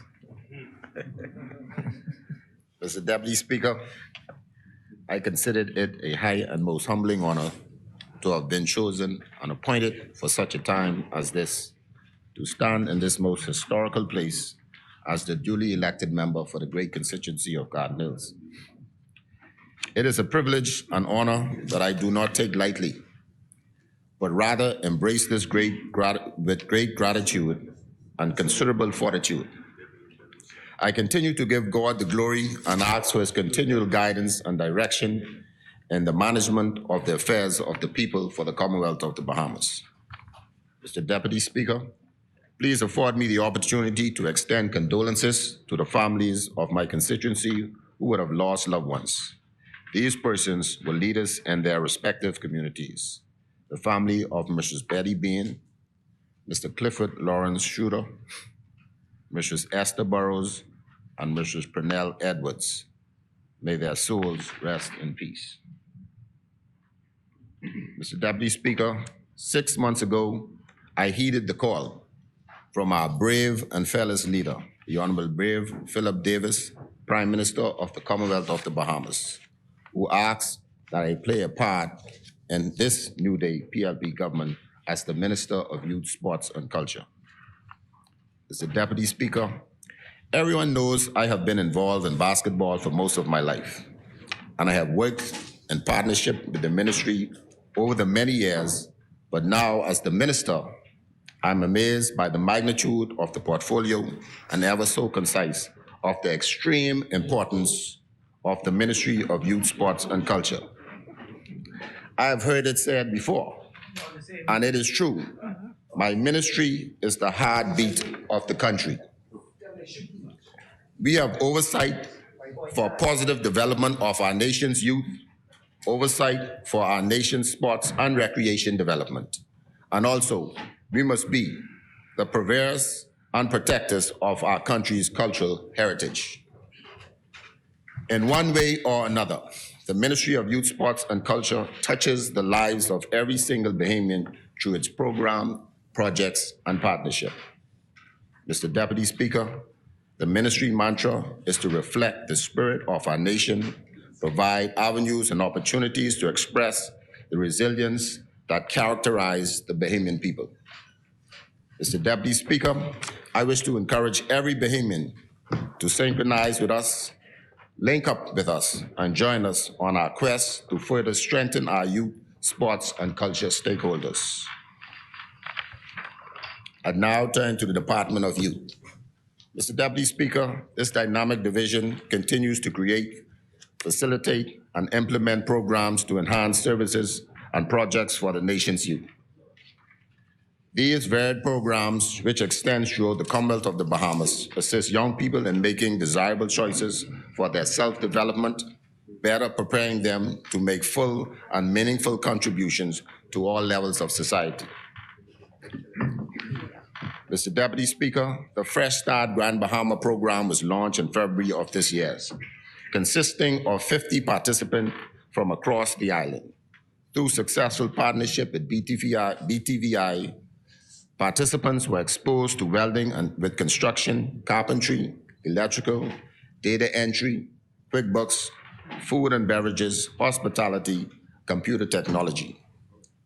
They are now better equipped to meet the NCCER and OSHA standards, receive Bahama Host and Wood Handlers certifications, personal development and job readiness tips, and 4-week internship, all making them more attractive and prepared candidates for the workplace.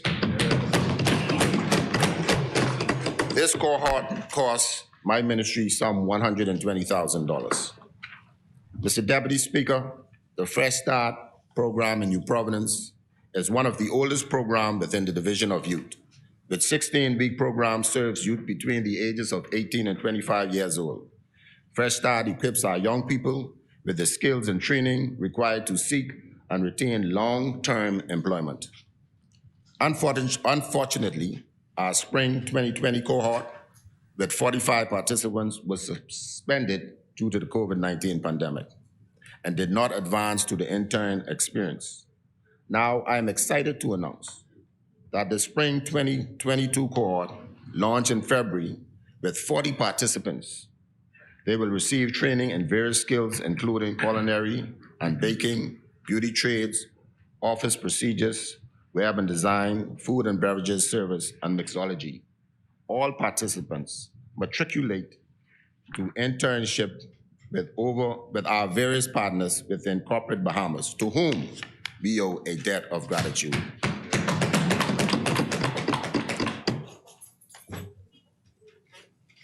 I express my profound thanks to them. The budget for the Fresh Start U Providence is some $111,300, and the program is led by Youth Officer Shonda Roberts. Mr. Deputy Speaker, the Grand Bahama Leader Certificate Program is on the move. The Youth Leader Certificate course started just days ago, March 12th, on the island with an in-person session. A cost of $9,700 will be incurred to successfully run this cohort for 40 youth leaders. I wish to highlight our youth coordinator, Carla Brown-Roker, who execute these and other ministries programs through the Grand Bahama office. Mr. Deputy Speaker, the Be Inspired program is a government-funded grant-based program designed to empower young Bahamian citizens between the ages of 18 and 35 years. With establishing and expanding their small businesses, it provides aspiring entrepreneurs who possess viable small business ideas with the tools and other resources necessary to facilitate the successful launch and management of their business. Successful participants are awarded grants up to $5,000, which will enable them to procure the goods and materials of their business ventures and access training, mentorship, and ongoing feedback, mentoring, and evaluation. A total of $300,000 was allocated for this program for the 2021-22 fiscal period. This amount enabled us to honor and commit to approximately 60 out of the 168 approved Be Inspired applicants. The remaining 108 deserving applicants who have satisfied all of the program's requirements have been justly approved for these grants are still awaiting funding, which we anticipate will happen in the new fiscal year. Interesting enough, under the last administration, this budget used to be $840,000 because they never used it. They cut it down to $300,000. But I can say this much. In the next fiscal period, we intend to increase that budget to show them how you take care and empower our youth. Mr. Deputy Speaker, we have additional 110 applicants on the wait list for the next program offering, which we anticipate offering in the next fiscal year. The youth officer, Ingrid Says DeVoe, is responsible for the Be Inspired program. The Youth Leader Certificate Program, highly subscribed training program that equips our youth leaders and youth workers in effective techniques and methods of youth work and youth development. It is aimed to standardize the training of youth leadership, equalize the service, and deliver our young people on national level. The YLCP typically runs for 16 weeks as an in-person training, U Providence, on Tuesday evening from 6 to 9 p.m. However, after the COVID-19 pandemic, this program is now being facilitated 100% virtually. This has transformed the YLCP into a truly national program, as it enables interested youth leaders across the length and breadth of the Commonwealth of the Bahamas an opportunity to enroll in this dynamic youth leadership program. The spring 2022 cohort commenced just days ago, March 1st, with over 60 participants, and is led by Youth Officer Laura Ashley Hasty. The estimate budget for this program is some $10,000. Mr. Deputy Speaker, the Job Ready is another innovative program offered by the Division of Youth, will commence on Monday, March 21st, 2022.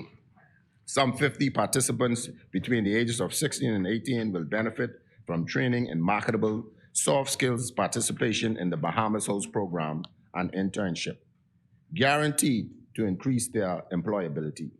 We anticipate that these recent high school graduates will adequately execute what they have learned upon completion to better position themselves for long-term employment.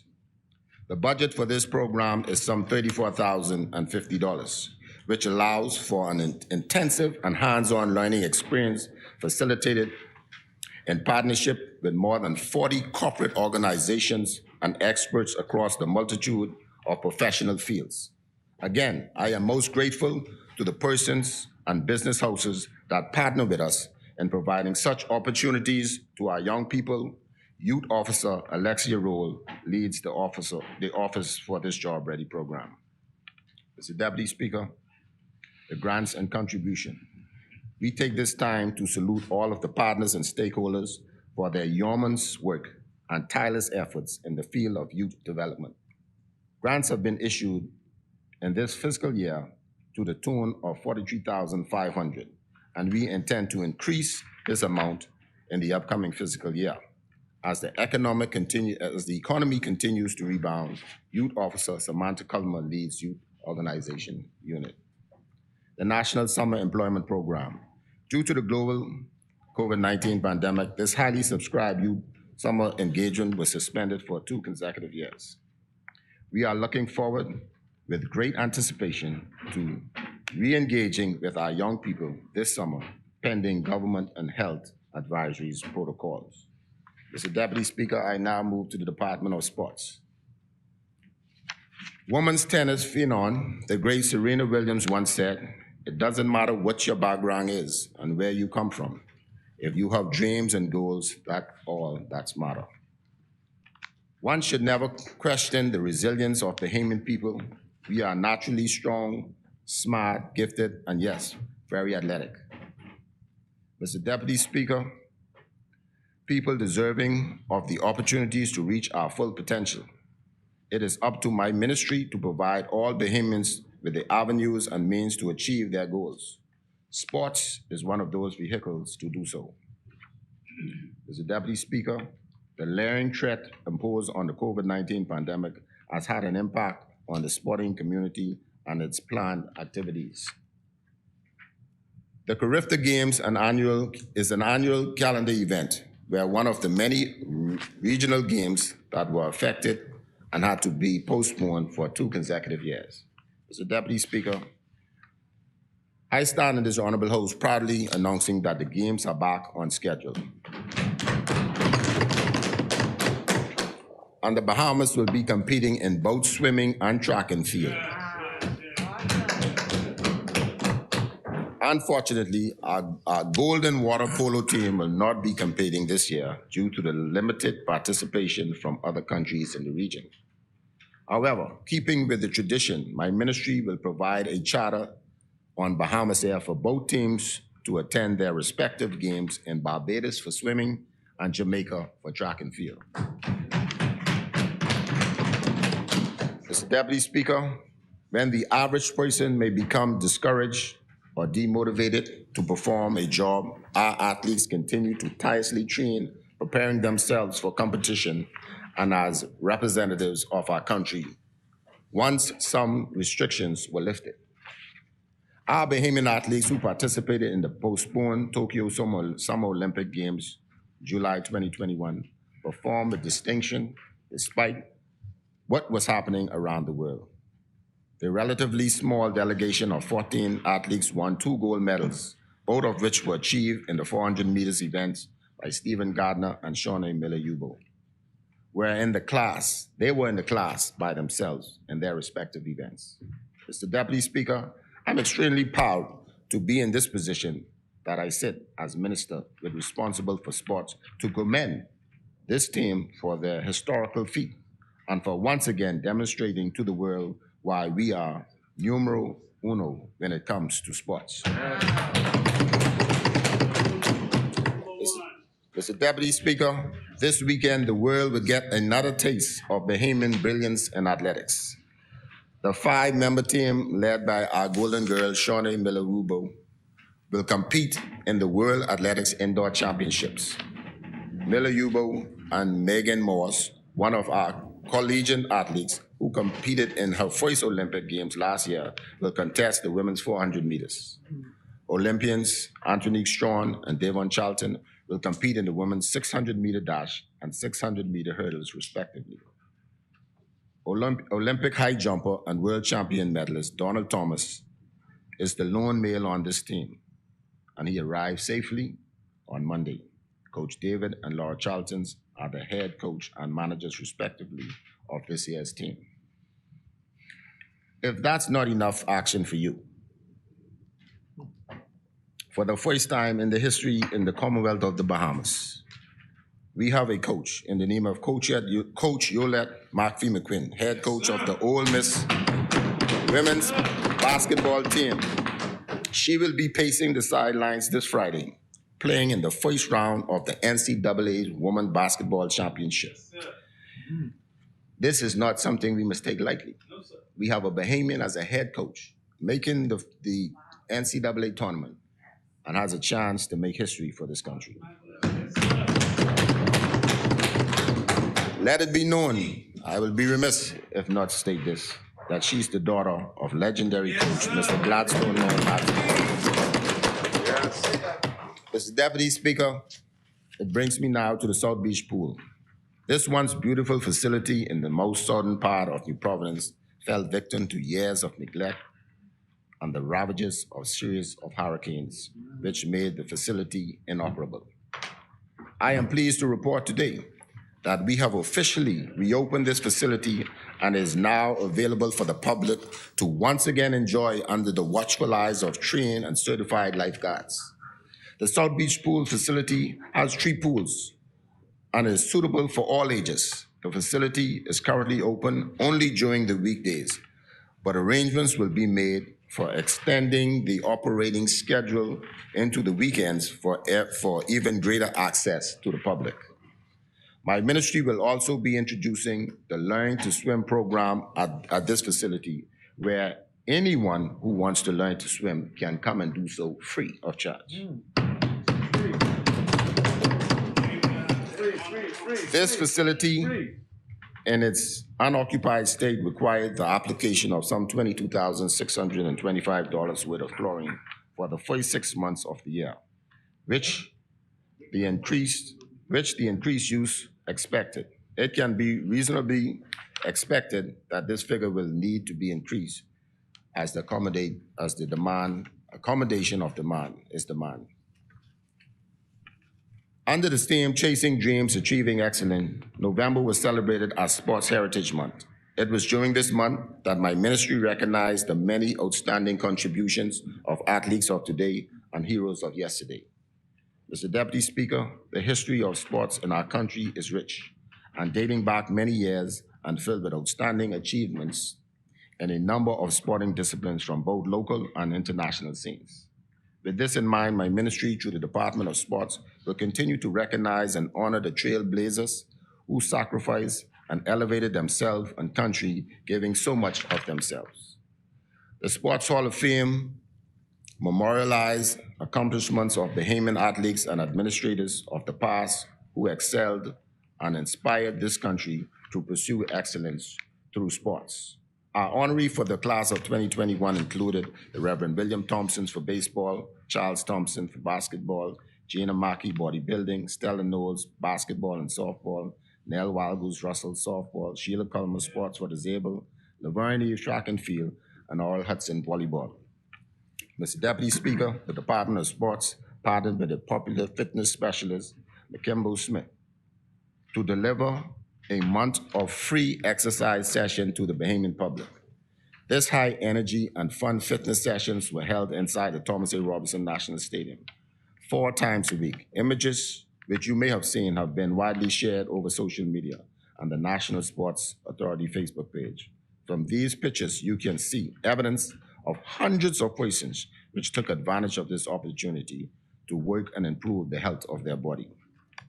The month concluded with a popular National Sports Award held at the Bahama Convention Center. A number of awards were presented, with the overall male and female athletes year being crowned. With the above-mentioned activities, our expenditure for the month of November were carefully contained and did not exceed $100,000. Through our National Endowment for Sports Fund, the Department of Sport continues to provide financial assistance to registered compliant sporting organizations. These grants have assisted in numerous team travel equipment purchases. It appears apparent that without the financial intervention of the government, many sports teams would be challenged to travel for their various competitions. Mr. Deputy Speaker, the budget allocation to this item for sports has been inadequately to realistically and sufficiently assist our stakeholders, being the athletes and the federations and other sporting organizations. For example, despite having already issued an annual grant to the Bahamas Basketball Federation, it became necessary for the organizations to appeal for an additional financial aid to assist the team in participating in a more qualifying tournament. The Department of Sports, understanding the significance of the window of opportunity presented to this sport, provided the Bahamas Basketball Federation their annual grant of just $20,000, and they have a expenditure budget of some $400,000. That amount proved to be insufficient for the Federation and had to provide an additional funding of more than $70,000 to this Federation. The BBF is on a quest to qualify for the 2023 World Cup.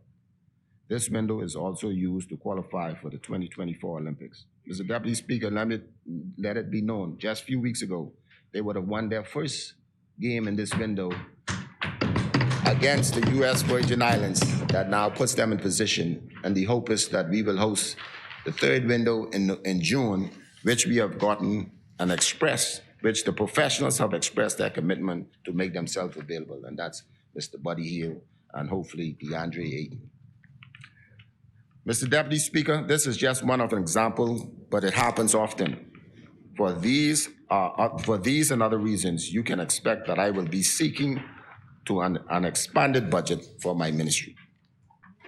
Other sporting organizations has also received their grants in the amount of $10,000. My ministry continues to work and invest in the development of sports. Throughout the country, our mission is to create and access opportunities for athletes, coaches, and administrators to flourish both athletic competition, also in the business of sports. If anyone would take a drive through the Blue Hill Sporting Complex, you will notice that the significant works happening, mainly the refurbish of the softball field. This work is in preparation for the scheduled hosting of the International Babe Ruth Baseball Championship in July of this year. Mr. Deputy Speaker, this is just one of the many sporting events that are planned to be hosted in our beautiful country. Yes. In our blueprint for change, we wanted to return sports in paradise brand. Mr. Deputy Speaker, I stand before you proudly announcing that sports in paradise is back. Yes. You and all Bahamians can expect to see more sporting activities being hosted here in this country. I must extend my sincere appreciation to the chairman and the board of the NSA, along with the many companies who have contributed to this effort. It is through public-private partnership, such demonstrated here together, we will make tremendous improvements to our sports product. A contribution of $250,000 will go towards ensuring the success of this event. Mr. Deputy Speaker, I now move to the Department of Culture. The Division of Culture has worked diligently over the past months to re-strategize, reconnect, and refocus its deliverables to the Bahamian public. Our mission statement, strategy, and vision were to redefine as we chart new path and seek to enhance economic models for culture and the creative industry. Our revised mission statement is to enable a vibrant Bahamian culture to celebrate, preserve, promote, and stimulate cultural expression, heritage, economy, and community life. Mr. Deputy Speaker, when we speak about culture in our country, most people immediately think of Junkanoo. And while that may be a good thing, our Bahamian culture encompasses so much more. The Division of Culture is doing their best to reach and include as many aspects of our culture as possible and have a variety of new and existing programs and projects and partnerships. The Division of Culture has 8 areas of focus: outreach, resources, policy and research, partnership and support, awareness, education, programs, and events. Mr. Deputy Speaker, under the theme Culture of Peace, the division will be relaunching a number of community rehabilitative projects, namely youth development through the arts, to provide not only exposures to the arts, but also an alternative option to crime. These projects will provide cultural artist training at the community level and in the corrective institutions. In addition, organizational, technical, and some financial support will be given to community groups who are seeking programs in one or more of the creative arts, for example, dance, choirs, book clubs, cooking clubs, crafts clubs, junkanoo, etc. In an effort to provide an opportunity to tap into an orange economy, the Division of Culture has introduced a national cultural registry for all Bahamian cultural artisan practitioners, organizers, groups, etc. These registries serves as the resource of the cultural persons on each island and their areas of expertise. It includes pertinent details on the Pacific artisans, include their biography and portfolio of work. It also informs Bahamian culture, policy-based and data secured from the creative industry and current trend. All Bahamian cultural and creative persons are being encouraged to register on the new digital cultural registry. That timely information and opportunities can be disseminated in more efficient manner. Please continue to check our Facebook at the Division of Culture Affairs 242, where details will be posted.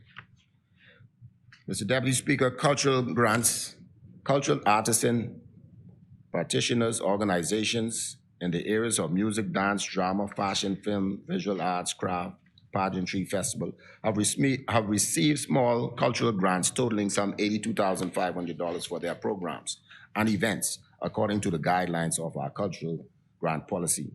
Our grant system is currently in the process of being upgraded to a digital platform to enhance the ease of receivability and transparency, thereby better serving the public. Mr.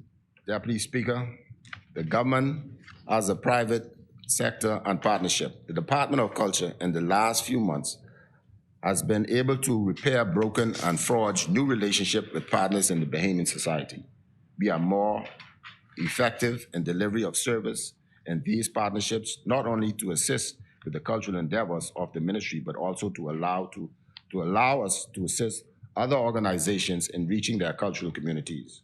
One such partnership is with the Ministry of Economic Affairs, who along with Caribbean Export was able to present the business of music program to 50 budding musical artisans.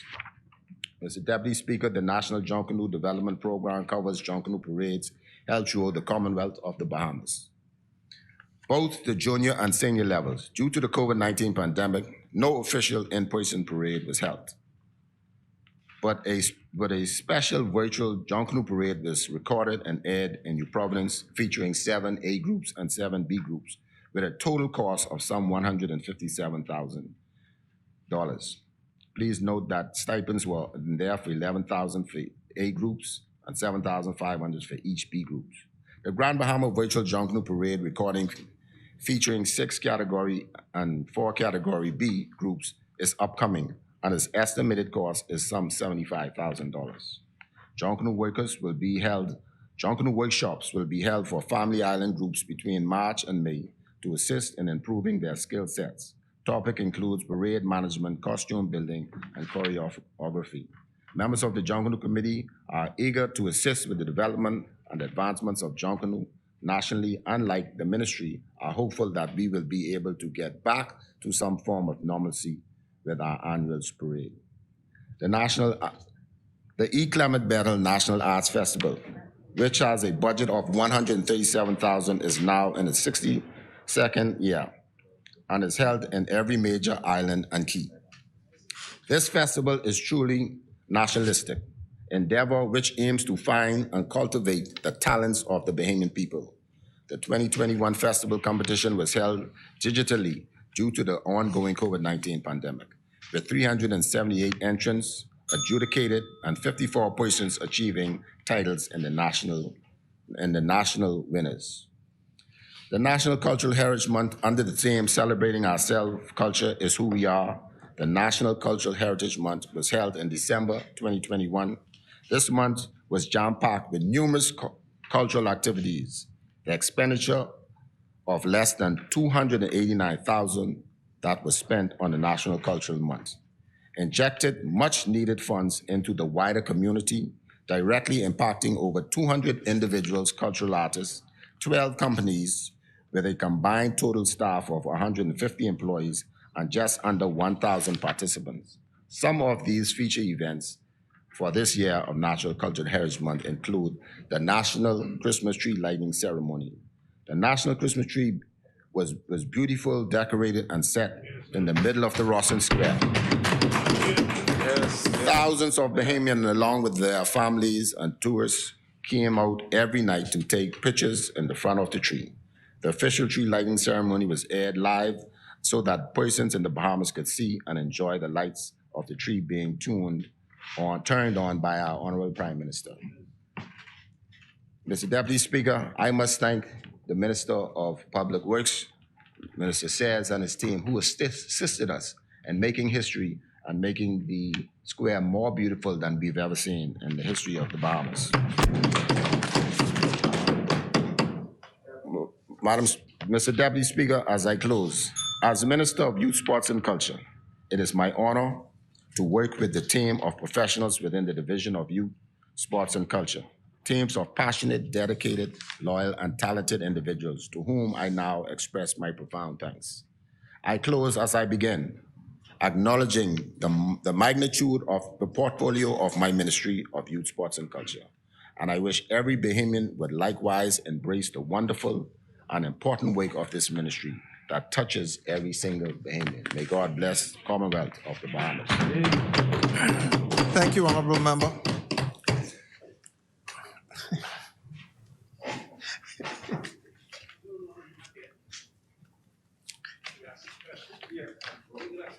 Oh, good.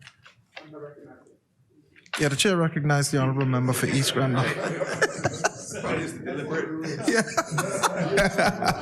Thank you very much, Mr. Deputy. I left the chambers briefly to attend the funeral of Mr. Ed Turner. And on my way back, I heard the minister on the floor giving a very good report.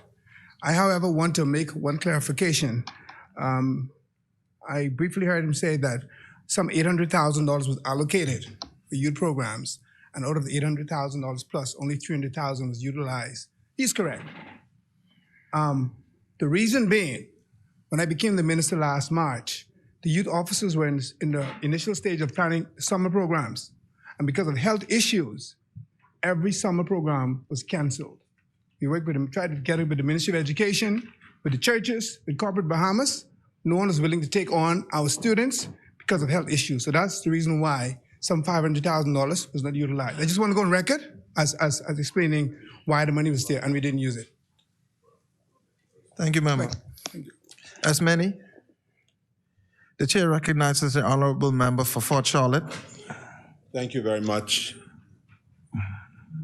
Mr. Deputy Speaker, and I'm really honored to follow my distinguished colleague, with whom I've worked very closely as Minister of Youth, Sports and Culture.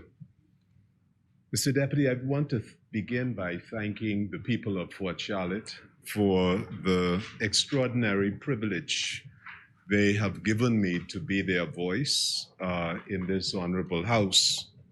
And I want to begin by recognizing the loss of our community. We've lost two community builders who in their years extending beyond 80 years in each case would have been distinguished community builders, elders who built the community.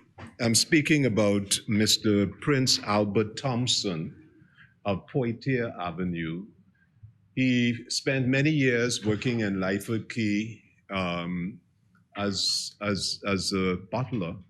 And outside of Lyford Key, he was a teacher who passed on these skills for hospitality to generations of young people in the Fort Charlotte community, and also was very active as a choir member of Holy Spirit Anglican church and raise a family, his children, grandchildren making extraordinary contributions in our country. Also, and he was 83.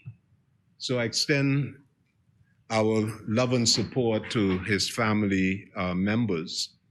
Also, Mr. Deputy, retired Chief Inspector Charles Howard Miller from the Rock Crusher community. Again, another strong community builder.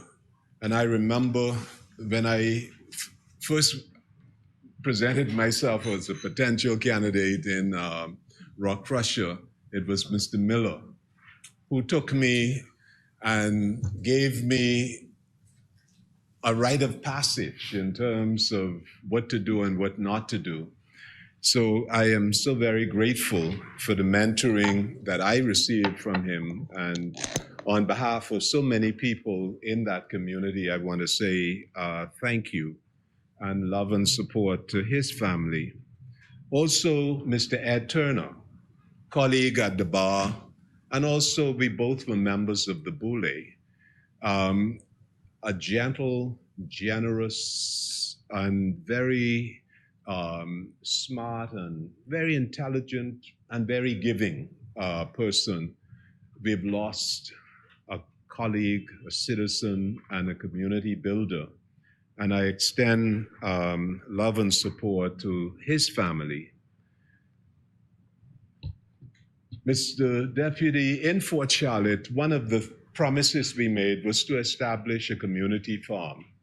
And I'm just so grateful because we have about 40 people residents who themselves are doing backyard farming, and they have volunteered in this effort and making great progress. And the coordinators, Ms. Sonia Storr and Ms. Lynette Isaacs, and we are just overwhelmed. FTX made a $25,000 contribution to this community effort, and we should be producing food very, very shortly. I thank Minister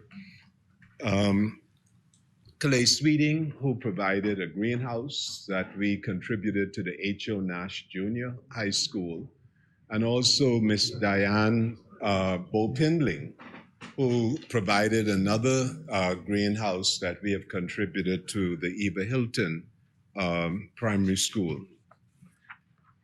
Mr. Deputy, in my capacity as Minister of Works and Utilities, I make this contribution to the 2021-2022 mid-year budget statement to this Honorable House, and this is pursuant to the Public Financial Management Act and Fiscal Responsibility Act. 175 days ago, when the government assumed, the administration assumed office, we met, as has been stated on numerous occasions, numerous unfunded contract obligations for the Ministry of Works, exorbitant bills with its corporation, issues about the management of funds, neglected buildings and public infrastructural spaces. And that is not my purpose today, Mr. Deputy. My purpose is really to give a report on what we have done. What we have done from within these 175 days, and to show what we have done in relation to the budget targets which had been set by the previous administration, and of course, in fulfillment of our blueprint for change, which is the social contract between ourselves and the Bahamian electorate. We presented a vision. We've got the confidence of our people, and we are guided by this vision.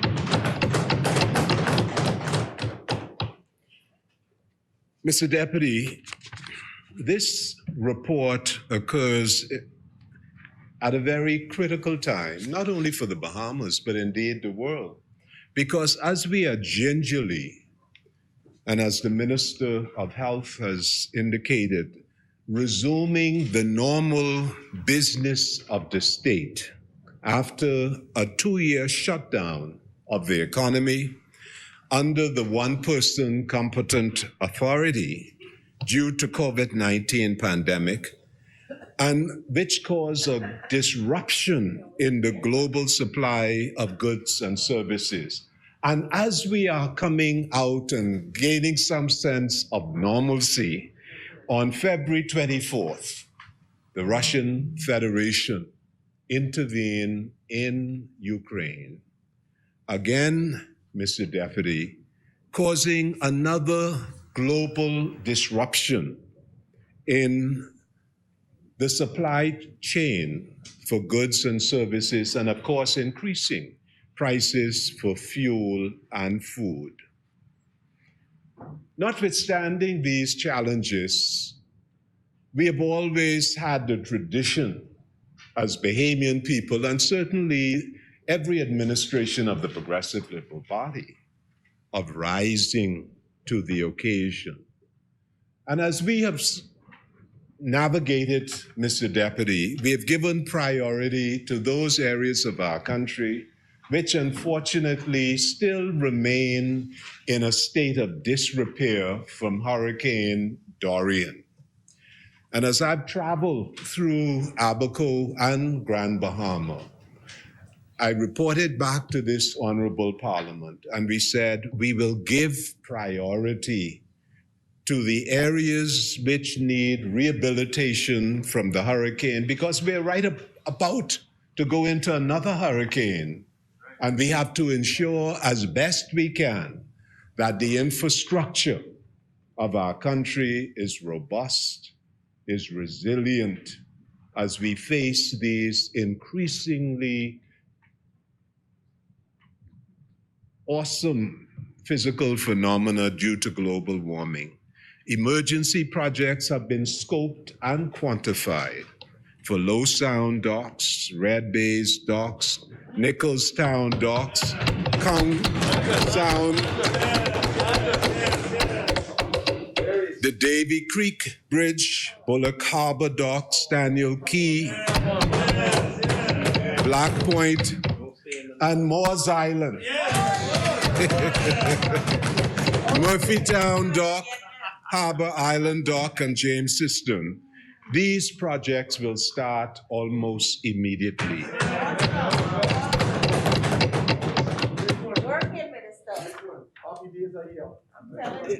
We're very pleased. We're very pleased. And I invite, and let me say, no, what a key. What a key. In fact, it's being scoped. In other words, these are projects which have already been scoped, which have already been quantified. We have Waterkey, and I just want to make sure Waterkey and Sweetings Key in East Grand Bahama are on the list. And as soon as they are scoped and quantified, this train is moving. Mr. Deputy, I want all colleagues to tune in tomorrow, because we have a wonderful story to tell tomorrow. Tomorrow we will be commissioning. We will be commissioning the Angelfish Creek Bridge in Abaco. And this is very interesting, Mr. Deputy, because I want the Bahamian public to know that sometimes the theater that we see in this honorable house does not reflect the total reality. Because the Honorable Prime Minister, we had to make a decision, what will we name this bridge? And you know what the Honorable Prime Minister did? He reached out to Mr. Hubert Ingram, former Prime Minister of the Commonwealth of the Bahamas, and longtime Member of Parliament for North Abaco. And he solicited his report, his views. And that is why it is called the Angel Fish Creek Bridge. I want to thank Mr. Ingram for his contribution. But you know, I want to share something personal. I started, we had this project in Fort Charlotte, T.G. Glover Primary School. I worked very hard. We got the school under construction, and we lost the election. And I'm sitting opposite, and I'm lobbying the government. And I must tell you, when that school was completed, and at the opening commissioning ceremony, Prime Minister Ingram at the time, I'm in the opposition, and he invited me to speak on the program. You see, that's what nation building is all about. and tomorrow I have invited the former member of Parliament, Mr. Darren Henfield, to join me. So Mr. Ingram will be joining us, and also Desmond Bannister, former minister. You see, because this is a national accomplishment, because this bridge will represent a template of what sustainable development is all about. A road had been put right through the creek, cutting off navigation, cutting off the marine life flow. And what it has done, it was designed in the ministry by Mr. Mousis, one of our deputy directors, and it was built by a young Bahamian, Stephen Knowles. And what it does is a bridge where there is no foundation in the water. It's on both sides of the creek.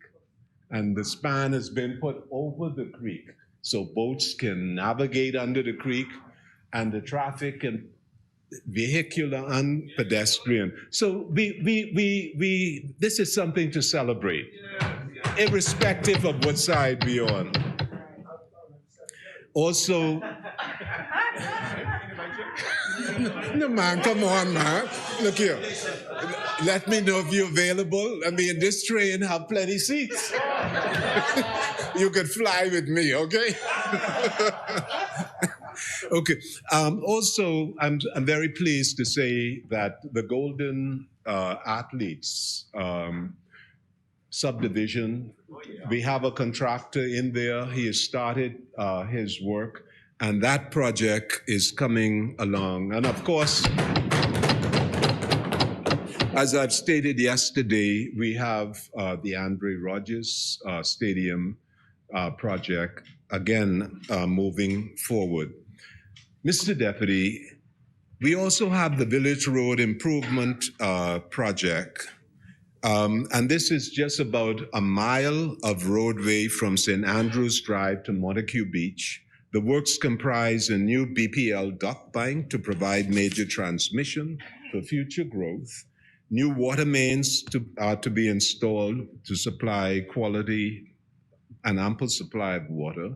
Junction improvements will include additional turning lanes at Parkgate Road and St. Andrews Drive, as well as 3 new intelligent camera traffic signal systems at Parkgate Road, Shirley Street, East Bay Street.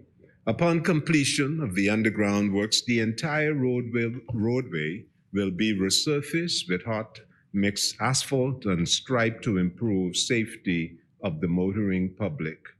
And this project, which is a design build by Knowles Construction and Development Company, is at $6.4 million.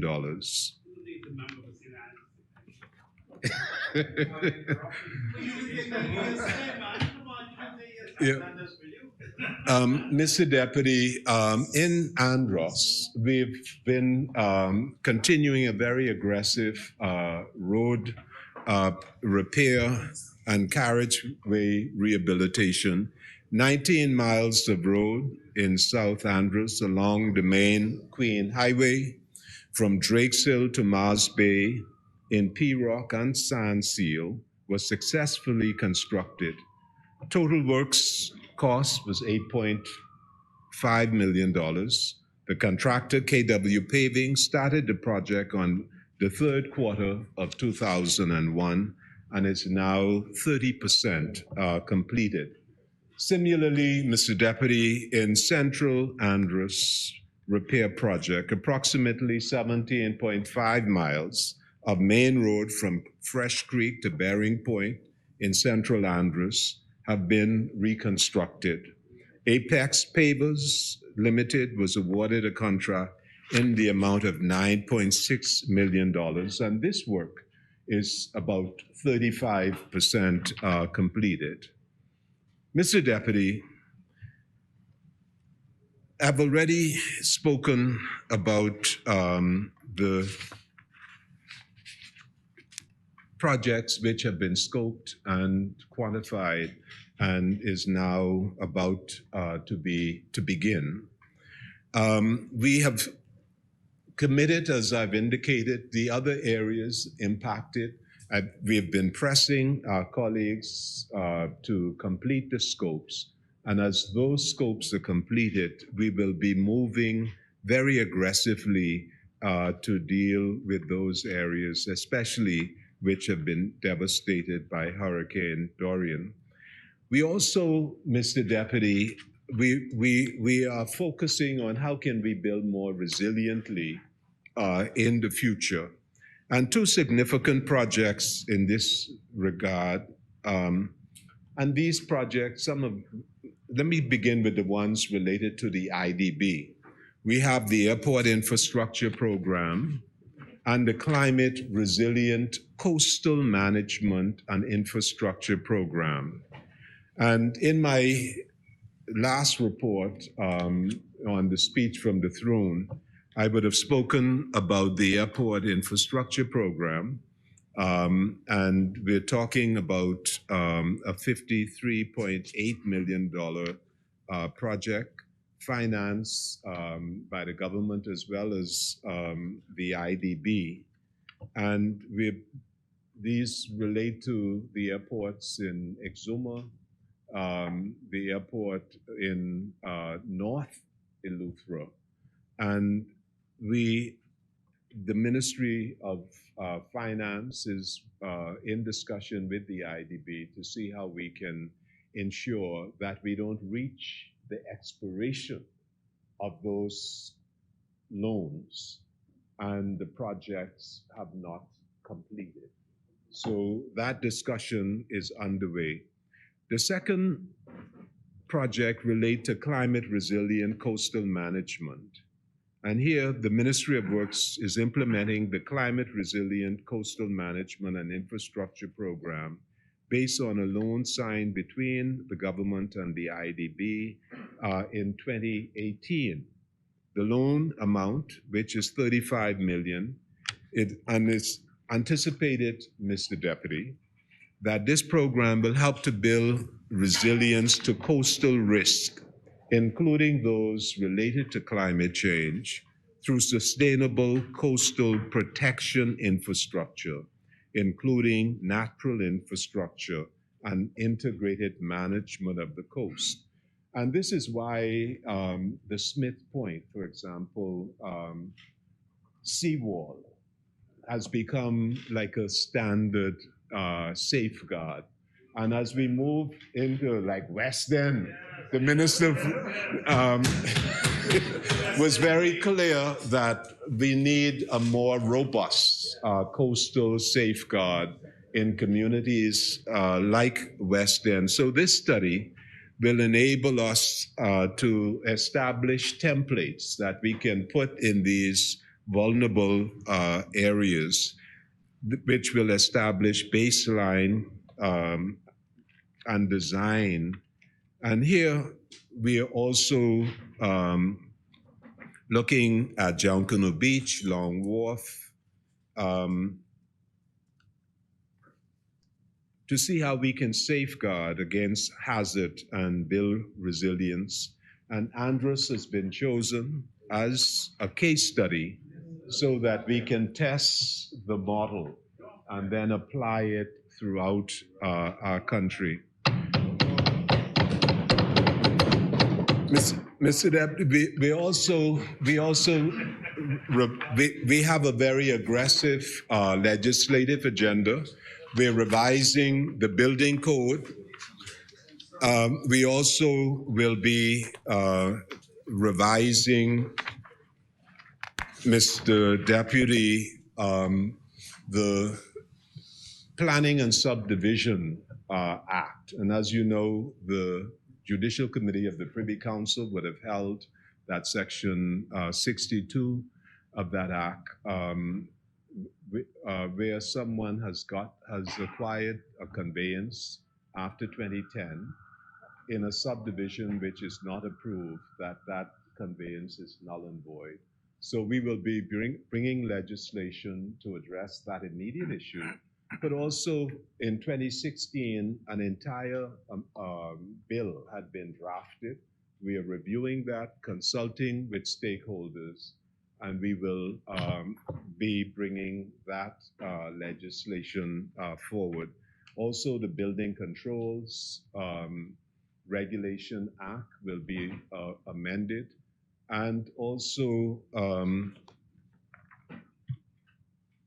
we have the Construction Act, the Construction Contractors Act, which also will have to be amended because the transitional provision has expired and has not been fully implemented or constituted. So that will be, and representations are being made to us about inserting a lien provision, and that is being considered. Similarly, the Liquefied Petroleum and Natural Gas Act is being reviewed so that we can deal with LNG as a new form of energy, cleaner than bunker C and diesel. So we're dealing with a number of legislation. Also within the ministry, as we deal with the physical infrastructure, we have to deal with the human infrastructure.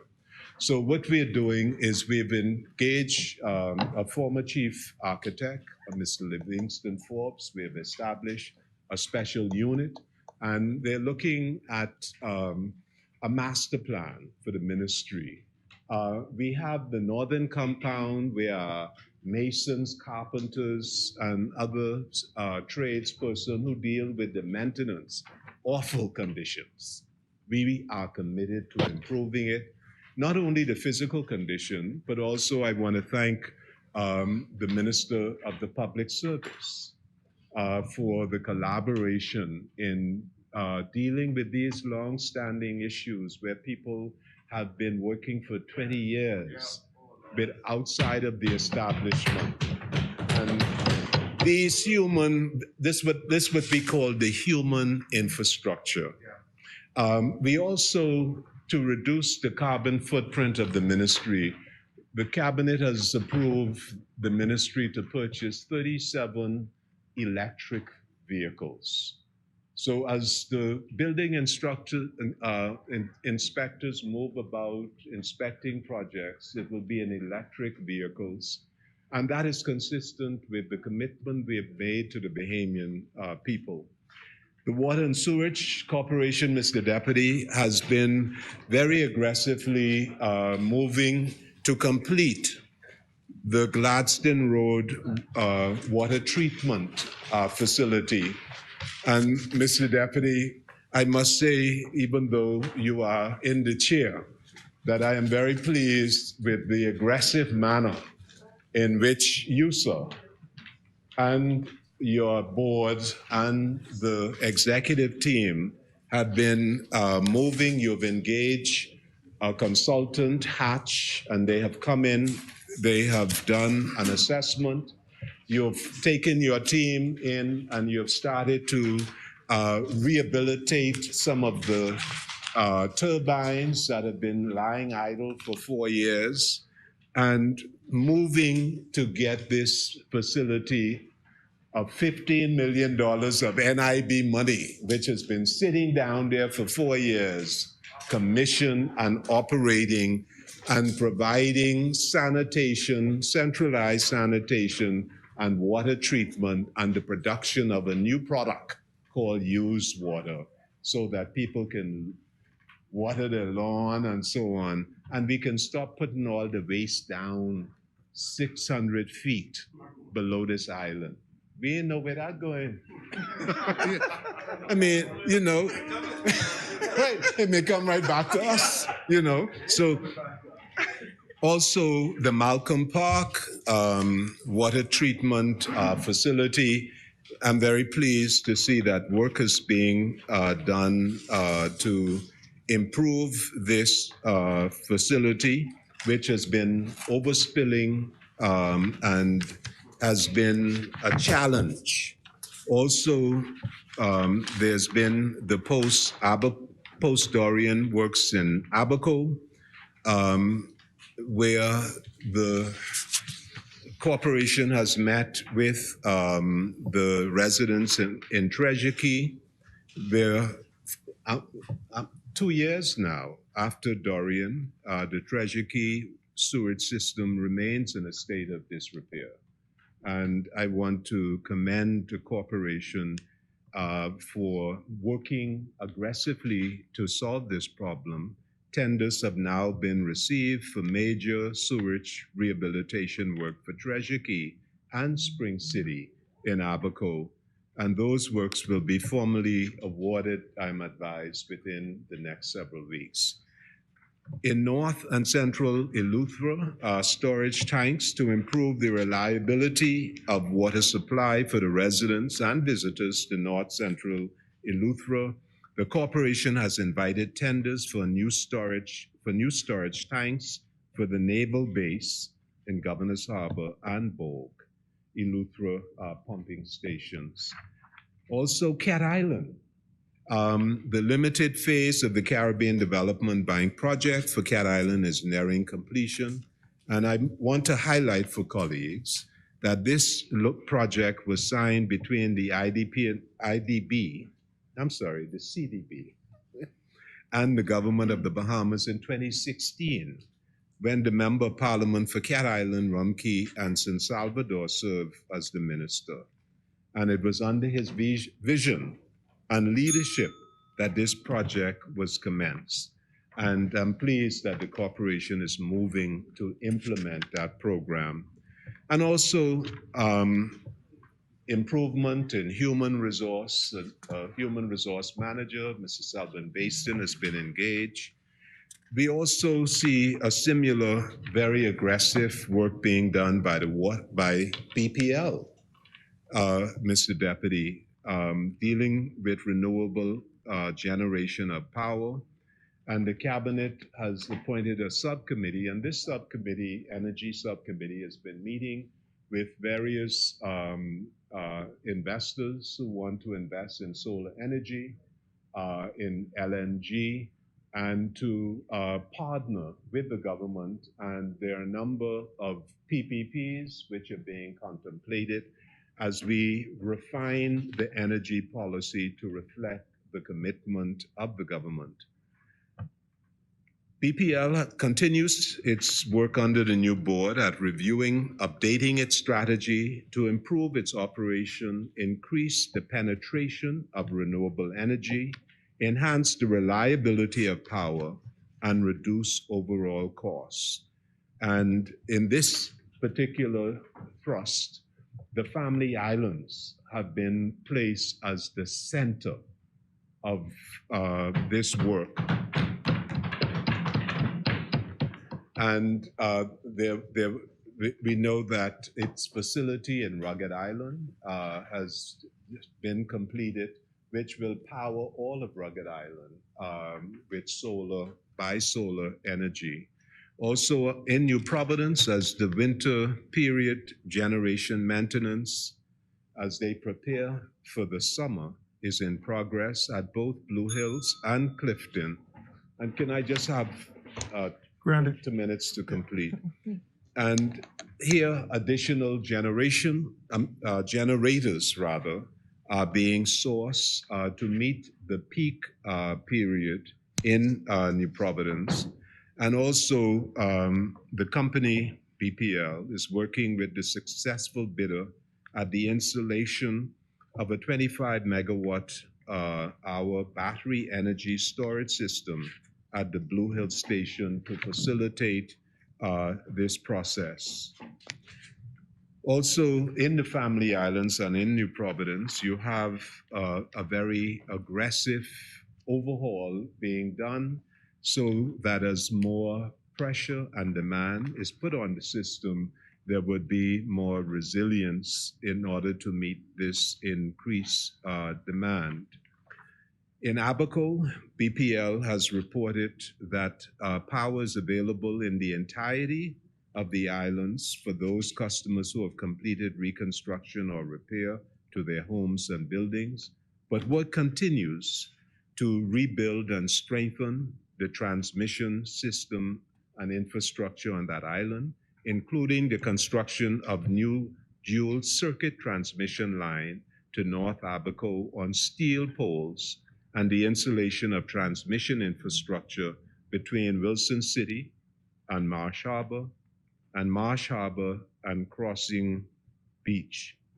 The latter is designed to better serve East Marsh Harbor and the Keys. And again, undersea cable is being installed at this time to better service the surrounding keys comprising the Abacos.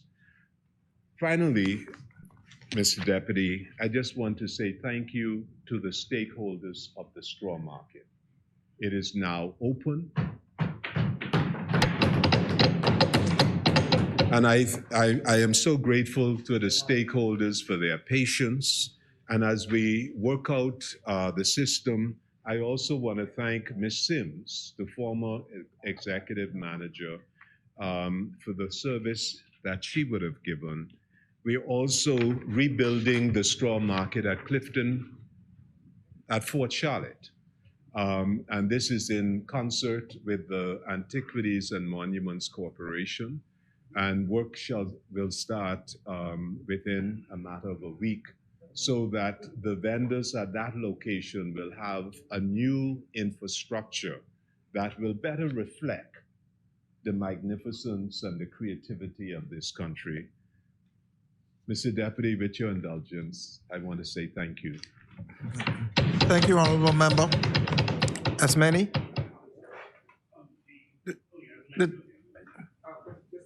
Yeah, it's okay. Yeah. I was just about to ask the member because he is due to speak after lunch, and if he wanted to start now, it's fine.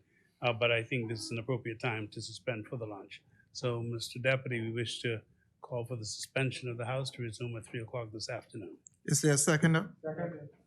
It has been moved and seconded that the business of the House be suspended until 3 p.m. today.